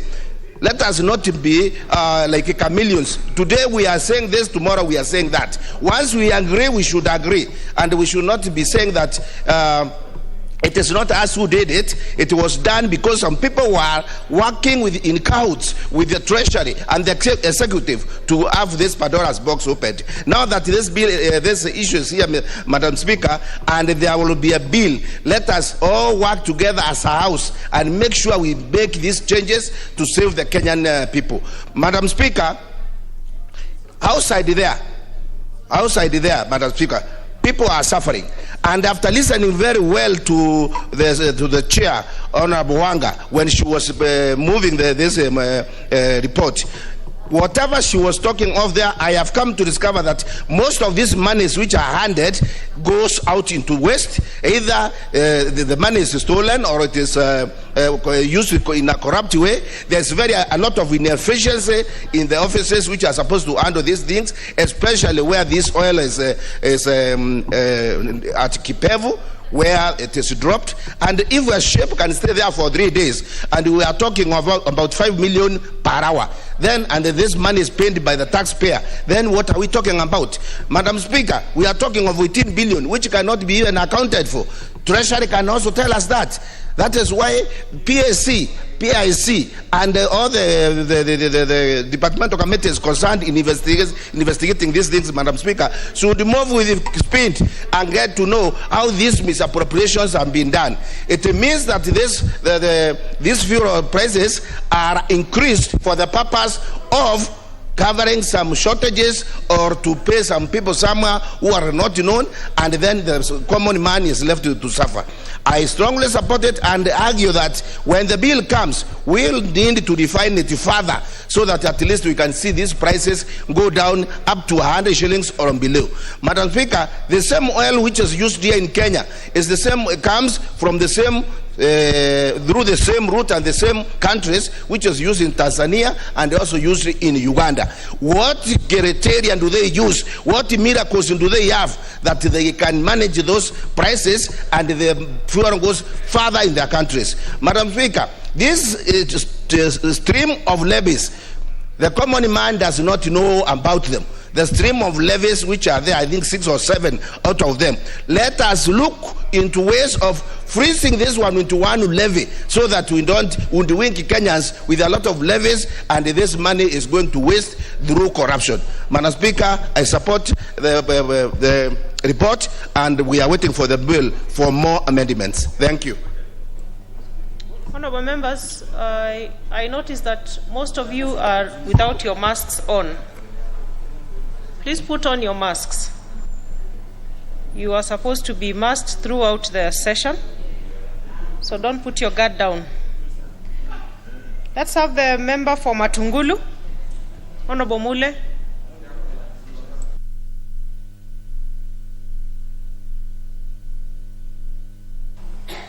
Thank you very much, Madam Speaker, for giving me this opportunity. Madam Speaker, as a petitioner, I want to thank the Committee of Finance and all members who are supporting this bill. We have one goal: to reduce the price of fuel in Kenya. Madam Speaker, I want to urge members that for the first time, I've been in this house for 7 years. This is the first time a report of a committee comes with an attached bill. So I believe that by next week, Madam Speaker, we are going to start deliberating on the bill. We are going to start deliberating on all the amendments, Madam Speaker. Madam Speaker, I want to give out a few observations we underwent during the hearing of this petition. Madam Speaker, there is something we must deal with as a house when we are dealing with the bill. And this is the withholding tax for the local marketers. Madam Speaker, the international marketers, all the international marketers got their tax waivers last year in July. Madam Speaker, these international marketers are enjoying a tax exemption for 2 years. Yet, our own Kenyans who have invested in petrol stations, have invested in pumps, have invested in this business, they are not given that latitude to enjoy that tax. I want to urge the members, when we'll bring in the amendment of the withholding tax for this, for the local marketers, we make sure that we pass it without a blink. Because there is no way we can allow foreigners to enjoy tax exemption and Kenyans cannot enjoy tax exemption. At this hour, as a house, will be very, very serious on this issue. Madam Speaker, there is the issue of damage. If you look at this report, Madam Speaker, it is very saddening how the damage is impacting on the cost of fuel in this country. If you, Madam Speaker, there is one ship which, once it docks in the Mombasa port, it takes 22 days, 18 days without offloading fuel. And they are paying $45,000 per day. Madam Speaker, if you look at that annex and you look at the amount of money which is going to damage, is colossal amount of money, which I want to tell members, if damage of fuel is dealt with in this country, we are even going to reduce this, the price of fuel in this country by 40 shillings, Madam Speaker. Madam Speaker, we must rise to the occasion as members of parliament. And I want to say, I'm very sure we are going to move with speed. I've seen EPRA, they have just reduced the price of fuel this afternoon by about 5 shillings. By next week, through this parliament, we are going to reduce this price further to 100 shillings because we are the people making the law. We are the people in charge of making changes to the taxation regime in this country. Madam Speaker, we cannot continue doing business as usual. I've heard people say that we need to have a balanced win equation. It is true. Madam Speaker, we still need taxes to build this country. And I thank the committee because they agreed with me. Instead of scrapping the entire VAT, we reduced to 4% for fuel. And for LPG, we reduced to 8%. The purpose of this is to make sure that when the price internationally goes down, the price of fuel also here will go down because of those taxation. The last thing we cannot afford to lose as a country is the Petroleum Development Levy. Petroleum Development Levy, Madam Speaker, it is the only cushion we need as a country when the prices internationally goes up. And I want to agree with the committee, we just need to define what goes to IPRA out of the 2 shillings and 90 cents and what goes to the fund, and reinvest that money to make sure that no CS, nobody in this country can take that money to roads, can take that money to energy. That money belongs to Kenyans and it must be used to stabilize prices for Kenyans without any diversion. Madam Speaker, I support and I want to urge members, let's be united. We finish this bill this afternoon. We pass it. By Tuesday, we work on the bill. Member for Wajir South. Thank you very much, Madam Speaker. Madam Speaker, if you may allow me. I really want to appreciate the fact that the petitioners and the committee worked hand in hand I'm a member of the Finance and National Planning Committee, and what we have done is that we have gone through the petition and the reports that we had. We have looked at all angles to see that we have fairly examined the petition and the issues that are in the reports. What we realized is that, Madam Speaker, that there has been, injustices that's been happening to Kenyans. And this has been happening simply because of the astronomical and abnormal, price on petroleum products. That has really resulted in serious economic challenges in this country, and poverty as it goes higher, it means that many Kenyans are losing this wealth on the basis of the poor management of the petroleum and petroleum products prices. And I must put this way, that astronomical increase is not because of the fluctuating oil prices across the globe, but it is something that's been made by systems that have not been put in place properly. Madam Speaker, if you may indulge the rest of the members to be able to be consulting in a low tone. I seem not to be able to hear myself, it seems to be. Honorable members, order. Order, members. Order, members, please. Consult in low I seem tones. not to be hearing myself, Honorable Speaker. Consult in low tones. Let the member for Wajir South finish his submission. Thank you very much, Madam Speaker, for your indulgence on that. Look, the reality here is that the prices of oil, we are actually on an exaggerated level. Recently, I went to Ethiopia, and I've given this example before. And what I realized is that the price of diesel and petrol is about 50 shillings equivalent Kenya in a landlocked country that does not have even an opportunity to be able to produce oil themselves. And therefore, it is so much dishonesty in the management of the oil sector in this country. And therefore, that is the reason as to why we feel for our communities. As we reel from the issues of, corona, the issue of poor economic position of this country at this particular time, where even the global situation is that the economy is low. But the problem that we realized in our discussions here, Madam Speaker, is that the laws that have not been revised over the years, in particular Section 3 of the Petroleum Development Act of 1991, that give an exclusive powers to the Cabinet Secretary over the PDL levy. Instead, this House, which has got the watchdog capacity and a role to oversight the government's affairs, should be given the prerogative to be able to be taking that decision. And therefore, it is important that we revise those laws that seem to be outdated over the years.